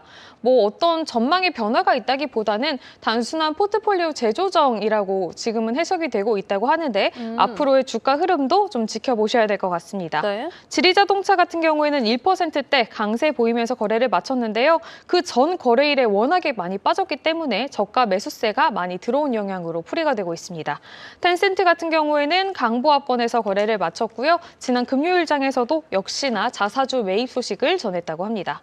다음 종목은 샤오미인데요. 샤오미 같은 경우에는 약보합권에서 장 마감했습니다. 바이두 이어서 한번 살펴보실까요? 바이두가 0.9%대 약세를 보였는데요. 다만 골드만삭스에서 또 새로운 전망이 하나 나왔는데 바이두의 클라우드 매출 성장과 로보택시 계획에 대한 낙관론을 이유로 들면서 목표 주가를 상향 조정했다고 합니다. 현재가 지금 131 홍콩달러 정도인데 최종 목표가를 150 홍콩달러로 상향 조정했다고 하거든요. 이 부분도 참고를 해보셔야겠습니다. 네디즈는 금요일장에서 1%대 넘게 빠지면서 조금 아쉬운 마감을 했고요. SMIC 마지막으로 살펴보시면 네. 0.3%대 강보합으로 거래 마쳤습니다. 그러면 저희는 시장에서 좀 주요 지수들로 여겨지는 흐름을 한 번 더 체크를 해보실 텐데요. 네. 금요일장에서 대형주 벤치마크 지수인 CSI 300 지수는요. 아주 소폭 0.08% 강보합권에서 거래를 마치는 모습이었고요. 차이 넥스트 지수 같은 경우에는 0.16% 소폭 빠지는 모습이 연출이 됐습니다. 반면에 과창판 같은 경우에는 좀 빠지는 흐름이 크게 나와서요. 1%대 약세 보였다는 점 체크를 해보셔야겠습니다. 네. 금요일장에서 눈에 띄었던 종목들 몇 개만 추가적으로 살펴보고 가도록 하겠습니다. 먼저 포니 AI와 위라이드를 가지고 왔는데요. 포니 AI와 위라이드는 모두 다 중국 회사이긴 하지만 현재는 나스닥에만 상장이 되어 있는 상태입니다. 지금 금요일 시장에서 지금 18% 포니 AI는 올랐고 위라이드도 한번 살펴보시면 10%대 각각 두 자릿수 이 강세를 시현하는 모습이었는데요. 뉴스가 하나 나왔습니다. 포니 AI 같은 경우에는 이제 싱가포르 시장에 공식적으로 진출을 한다라는 소식을 전했는데요. 싱가포르 최대 교통 운영 서비스 제공업체인 컴포트 델 그로 코퍼레이션과 협력을 할 예정이라고 하고요. 네. 또 싱가포르 내 굉장히 유명한 차량 호출 업체인 그랩도 중국 중국의 위라이드와 제휴를 해서 내년에는 서비스를 시작할 예정이라는 소식을 덧붙였다고 합니다. 앞으로 새로 나오는 소식들도 계속해서 좀 체크를 해보시면 좋을 것 같고요. 마지막으로 종목 하나 더 살펴보시자면 베이징 로보락 테크놀로지입니다. 지금 종목 코드로 살펴봤을 때는 688169거든요. 이 688로 시작되는 종목은 외국인 매매가 거의 다 불가능한 종목입니다. 마찬가지로 로보락 같은 경우에도 베이징 후광통, 이 상해 후광통에 지금 상장이 되어 있는 상태이기 때문에 외국인 직접 매매는 불가하고요. 다만 ETF 같은 상품들에는 좀 포함이 되어 있는 경우가 많은 상황입니다. 이 로보락 같은 경우에는 IDC에서 새롭게 자료를 하나 냈는데요. 한국이라든지 독일과 같은 주요 로봇 청소기 시장에서 무려 50%대 점유율을 기록하고 있는 상황이라고 합니다. 특히나 북미에서도 출하량이 지난해 대비했을 때 65%나 증가했다고 하니까요. 당장의 금요일장에서의 흐름은 조금 아쉬운 모습이었지만 앞으로의 주가 흐름은 어떨지도 계속해서 좀 체크를 해보시면 좋겠습니다. 로보락 같은 경우는 또 로봇 청소기 하나의 대명사처럼도 좀 그쵸. 여겨지는 업체이기 때문에 함께 좀 체크해 보겠습니다. 저희가 외국인 거래는 되지 않지만 ETF에도 포함될 수 있다는 점 함께 확인을 보시고요. 확실히 이 연휴가 다가오고 있는 만큼 여행 관련 키워드가 있는 종목들이 움직였다는 점도 징동닷컴을 통해서 저희가 확인할 수가 있었습니다. 자, 이어리만 넣어서 수고하셨고요. 자, 이번에는 저희는 개별 이슈 그리고 현지 매체 내용들 좀 살펴보겠습니다. 중국에서는 이제 좀 양보다 질로 나아가겠다 이런 내용들이 나왔었는데 특히나 이 업계에도 관련된 내용이 좀 있었네요. 그렇습니다. 바로 중국의 태양광 업계인데요. 이 태양광 업계는 그동안 공급 과잉 문제가 있었습니다. 2014년부터 이 태양광 업계에서는 공급 과잉의 문제가 있었는데요. 패널은 많고 또 가격은 떨어지다 보니 기업들이 제대로 수익을 내기 어려웠던 실정이었습니다. 그런데 최근 분위기가 조금씩 달라지고 있는데요. 먼저 함께 보시면요. 폴리실리콘의 가격이 5에서 7%가량 오르면서 시장 가격이 안정세를 찾고 있습니다. 게다가 정부가 에너지 소비 상한제까지 도입을 했는데요. 그 결과 일부 업체들이 생산 능력을 줄이게 되면서 과잉 공급 문제가 완화될 거란 기대가 가져지고 있습니다. 또 시진핑 주석이 직접 과잉 경쟁을 막아야 한다라고 강조한 뒤에 정부와 업계 회의가 잇따라 열렸습니다. 그러다 보니 이 태양광 업계 회사들이 이제는 이르면 9월부터 흑자 전환이 가능하다라고 말해왔습니다. 여기에 태양광 양대 강자 징코 에너지와 롱기 그린 에너지 이 두 가지 보고 갈 텐데요. 전 세계에서 이어지던 특허 소송을 전격 합의하기로 서로의 핵심 특허를 교차 라이센서 하기로 했습니다. 그동안 경쟁에 치열하게 맞서던 이 두 회사들이 손을 잡게 된 건데요. 먼저 징코 그린 에너지 한번 보고 가도록 하겠습니다. 징코 에너지고요. 상해에 상장되어 있습니다. 최근 5일간의 흐름은 계속 하락세를 이어갔고 전일장에서도 보합 흐름을 보였었는데요. 지금 이제 이 정책이 나오기도 했고 9월에 흑자 전환이 가능할 거라고 예상이 나왔기 때문에 계속해서 지켜보시면 좋을 것 같습니다. 그 다음 종목으로는 롱기 그린 에너지입니다. 롱기 그린 에너지도 상해에 상장되어 있고요. 전일장에서는 강보합세로 마감을 했습니다. 최근 5일 흐름을 보시면 상승과 하락을 왔다 갔다 반복을 하고 있는데요. 이것도 같이 역시 봐주시면 좋을 것 같습니다. 네. 자, 이렇게 태양광 업계에 대한 내용 저희가 징코 에너지랑 롱기 그린 에너지 살펴봤습니다. 이 폴리실리콘 관련해서는 원래도 중국산이 해외 대비 거의 30에서 40%나 좀 낮은 가격이었다고 합니다. 그래서 아무래도 좀 저가 공세, 가격 경쟁력이 가능한 상황이었는데 정말 좀 급등을 했네요. 네, 폴리실리콘 가격이 50% 넘게 좀 급등을 해오고 있다는 점. 그렇다면 거의 국제시장에서 뭐 가격 경쟁력이 좀 많이 떨어지는 부분일 수도 있지 않나? 이런 생각도 들 수 있지만 그래도 수익성에서는 분명 맞습니다. 도움이 될 수 있는 내용입니다. 자, 이번에는 저희 또 우리나라 경주가 정말 이 세계의 시선을 모으지 않을까 싶은데 트럼프 대통령과 시진핑 주석이 만나는 곳이 바로 우리 경주가 될 수 있다. 에이펙과 관련해서 또 화두가 되고 있더라고요. 그렇습니다. 이 시진핑 주석과 트럼프 대통령이 미중 회담 이후에도 전화 통화를 했고 그것도 굉장히 좋게 완만하게 합의가 돼서 그 후에 에이펙까지 바라보고 있는 상황입니다. 이 둘이 대화를 나눴는데 시진핑 주석은 양국이 협력하면 공동 번영할 수 있다고 말했고요. 최근 실무 협상이 평등하고 호혜적으로 진행됐다는 점도 강조했습니다. 통화의 핵심은 틱톡 매각 문제였습니다. 중국은 기업의 자율성과 시장 원칙을 존중해야 한다고 주장했는데 최종적으로는 원만히 해결됐다는 평가가 나왔습니다.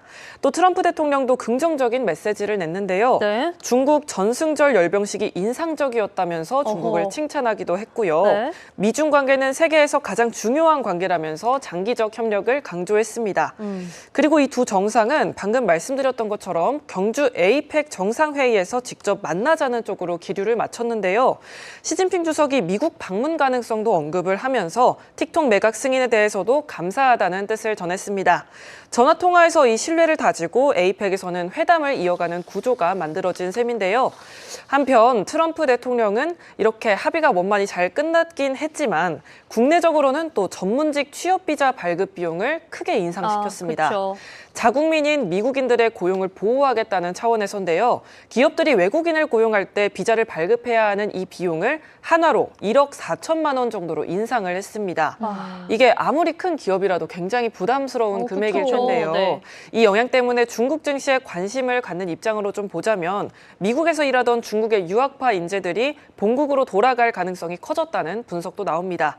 국제 무대에서는 협력 메시지를 띄워놓고 국내에서는 또 미국이 보호 무역 카드를 꺼내 든 건데요. 그런데 또 중국 입장에서는 이게 나쁘지 않은 또 그런 선택이기 때문에 굉장히 좀 괜찮아 보입니다. 네, 두 나라의 관계가 괜찮을 걸로 보입니다. 네, 긍정적인 전망까지 함께 전해주셨습니다. 네. 자, 우선 빅테크에서는 조금 불안감이 나오는 것 같기는 해요. 아마존이나 마이크로소프트, 구글에서 H-1B 비자를 소유한 직원은 당분간 나가지 말고 미국에 있어라 이렇게 좀 지시를 내렸다고 하니까 이 부분 또 사실 하루 만에 말이 달라지기도 하더라고요. 계속 체크를 해봐야겠습니다. 자, 한편 금요일장에서는 반도체 관련주가 조금 조정을 받는 모습이었지만 또 새로운 신인을 기다리는 분위기가 있나 봐요. 그렇습니다. 중국 반도체 업계에서 정말 의미 있는 IPO 소식이 또 나왔습니다. 여기 기사 첫 번째 줄에 보시면요. 크창반 완바오라고 되어 있는데 과창판 소식입니다. 무어스레드라는 기업이 상하이 과창판 상장을 추진하고 있습니다.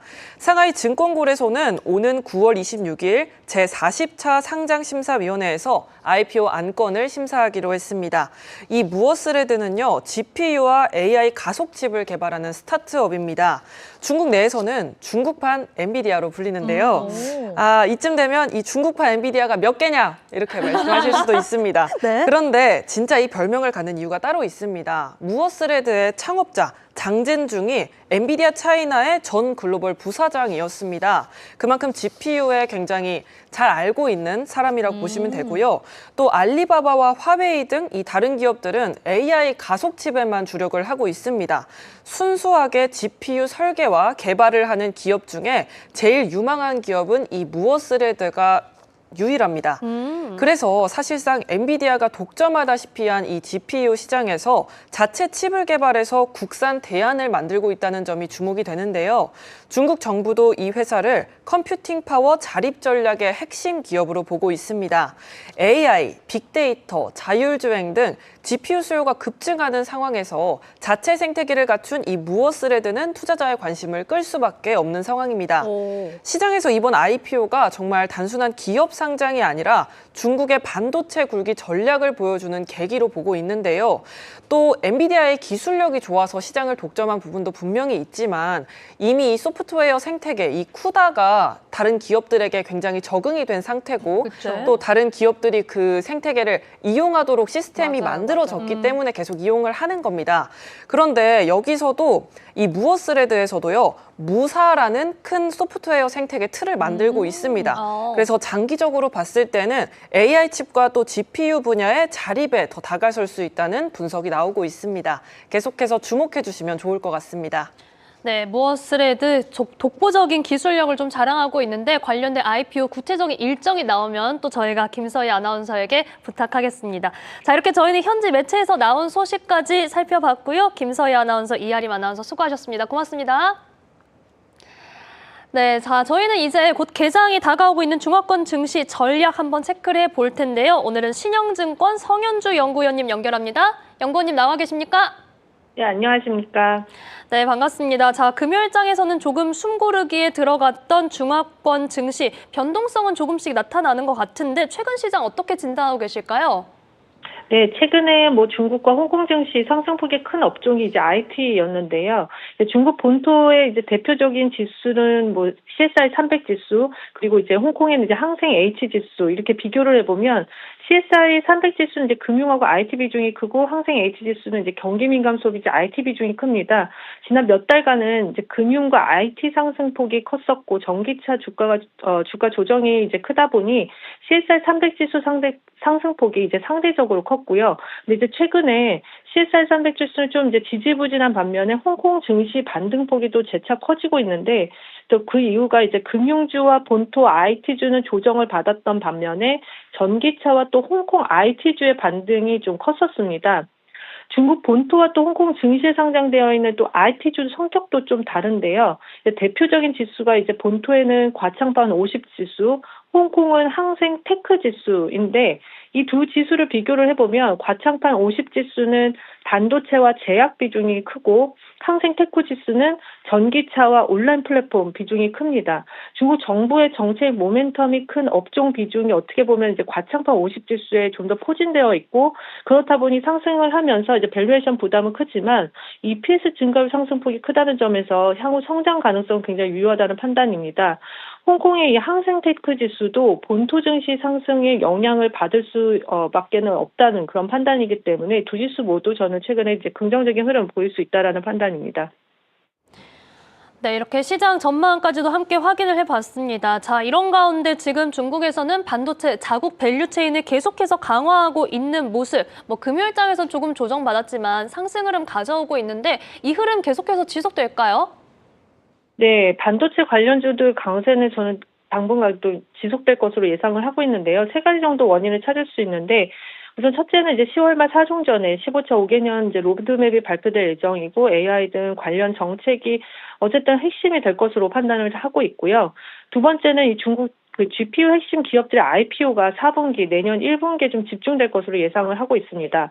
또 마지막으로는 이 캠브리콘 등 GPU 기업들의 이익 성장세가 높아지고 있다라는 점인데요. 이제 정부라든지 또 중국의 이제 국영 기업들이 이 국산화의 이 GPU 수요가 증가를 하면서 이제 매출 성장세가 이들 기업 주가에도 좀 긍정적 영향을 주고 있다는 판단입니다. 네, 반도체 관련해서는 기존 기업들의 이익 성장세 그리고 신인들도 대거 대기하고 있다라는 이야기 해주셨습니다. 기대감 여전한 상황이고요. 자, 한편 미중 양국 간에 풀고 있는 숙제도 있고 아직 풀어야 할 숙제도 좀 많이 남아있는 상황입니다. 여기에 10월 에이펙에서 만날 것이란 기대감도 커지고 있는 가운데 좀 에이펙이 평화의 무대가 될 수 있을지 이런 부분도 궁금한데요. 네, 지난주 금요일 저녁 밤에 이제 미국과 중국의 이 정상들이 전화 통화를 한 이후에 이제 10월에 이제 에이펙에 이제 동시에 이제 방한을 한다라고 발표를 했고 또 덧붙여서 이제 미국 측에서는 이제 틱톡에 대한 이제 합의가 거의 이제 된 것으로 이제 발표를 하긴 했습니다. 이제 다만 이제 중국 언론에서는 시진핑 주석이 앱의 핵심 기술에 대한 중국의 법적 권한을 좀 제어하긴 했다라는 점에서 아마도 이제 약간의 그 시각차는 있을 수 있다라는 판단입니다. 그러니까 중국 측이 정말 이 틱톡을 매각을 하느냐는 좀 지켜봐야 할 것으로 보고 있고요. 또 중국 측 입장에서는 만약에 그렇게 한다라고 했을 경우에 받아내야 될 것이 있어야 되는데 그렇다면 펜타닐 등 일부 관세 조정 합의도 원할 가능성이 있다라는 판단입니다. 따라서 이 10월에 이 두 정상이 만약에 다시 만나서 일부 이제 다시 회담을 하게 된다라고 하면 이게 완전한 해결점에 이르기는 쉽지는 않을 것으로 판단을 하고 있는데요. 다만 이제 합의점에 이르기 위한 이 노력의 일부분으로 이제 본다라고 했을 경우 시간은 걸리더라도 이제 좀 긍정적인 방향으로 될 수 있다라는 그런 기대감은 가질 수 있다라는 판단입니다. 네, 틱톡 매각과 관련해서는 정말 어떻게 최종 결정이 나는지 저희가 끝까지 좀 지켜봐야겠습니다. 에이펙도 주목해 보시고요. 자, 그렇다면 이제 얼마 남지 않은 오늘 중화권 증시 개장 전략 좀 어떻게 대응해 볼까요? 사실 이제 오늘 LPR 금리 좀 발표 있을 텐데요. 오전에 만약에 인민은행이 이제 발표를 할 예정이고 아마 동결할 것으로 저는 예상을 하고 있는데 4분기에는 추가 금리 인하는 전 유효하다라고 보고 있습니다. 뭐 현재 중국의 환율이라든지 그다음에 물가 상황들을 봤을 때에는 추가 금리 인하 가능성이 좀 높아질 것으로 보고 있고 만약에 그렇게 본다면 10월 정도가 가장 좀 유력하지 않을까라는 판단을 하고 있고요. 왜냐하면 이제 10월 달에 이제 국경절 또 중추절 연휴로 인해서 아마 인민은행은 바로 그 전주에 공개시장 조작을 통해서 좀 대규모의 좀 유동성을 공급할 것으로 예상을 하고 있고 만약에 그렇게 된다라고 하면 연휴 이후에 다시 그 자금들이 다시 또 흡수가 되기 때문에 결국 인민은행 입장에서는 지준율이라든지 금리 인하 가능성을 굉장히 고려할 것으로 판단을 하고 있습니다. 또 최근에 중국의 뭐 8월 경제 지표도 예상치를 크게 하회를 하면서 약간 경기에 대한 우려가 커지고 있기 때문에 더욱 그렇다는 판단이고요. 이번 주 중국 증시는 아마 지난주 주말에 이제 미중의 이런 전화 통화 내용 자체가 이제 긍정적으로 좀 굉장히 좀 작용할 것으로 판단하고 있어서 전반적으로 뭐 LPR 금리 동결하더라도 IT주 중심의 좀 상승세는 예상을 하고 있고 10월 연휴가 이제 얼마 안 남았잖아요. 그래서 뭐 지난주도 그랬지만 여행 관련 이 소비주의 강세 흐름도 계속 이어갈 가능성이 크다라고 보고 있습니다. 네, LPR 금리는 동결 전망을 말씀해 주신 가운데 저희가 하반기 계속해서 지켜봐야 하고요. IT 관련주 그리고 여행 관련주 긍정적인 시각도 함께 전해주셨습니다. 자, 오늘 말씀 여기까지 듣겠습니다. 신영증권 성현주 연구위원님과 함께했습니다. 고맙습니다. 네, 감사합니다. 네, 저희는 이렇게 중화권 증시 전략까지 짜봤고요. 오늘 국내 증시 코스피는 상승폭을 조금 축소하는 가운데 반면 코스닥은 상승 탄력을 키우고 있습니다. 여기에 오늘은 아이폰 관련 부품주도 함께 탄력을 받고 있으니까요. 이것도 함께 체크를 해보시고요. 3,000당 제약도 두 자릿수의 상승불 켜고 있다는 점 확인해 보시죠. 코스피 3,460선에 코스닥 870선 기록하고 있습니다. 네, 저희는 이제 내일 아침 8시에 다시 또 알찬 내용으로 돌아오겠습니다. 잠시 후 10시부터 이어지는 아시아 증시 라이브도 많은 시청 부탁드립니다. 오늘도 함께해 주신 여러분 고맙습니다.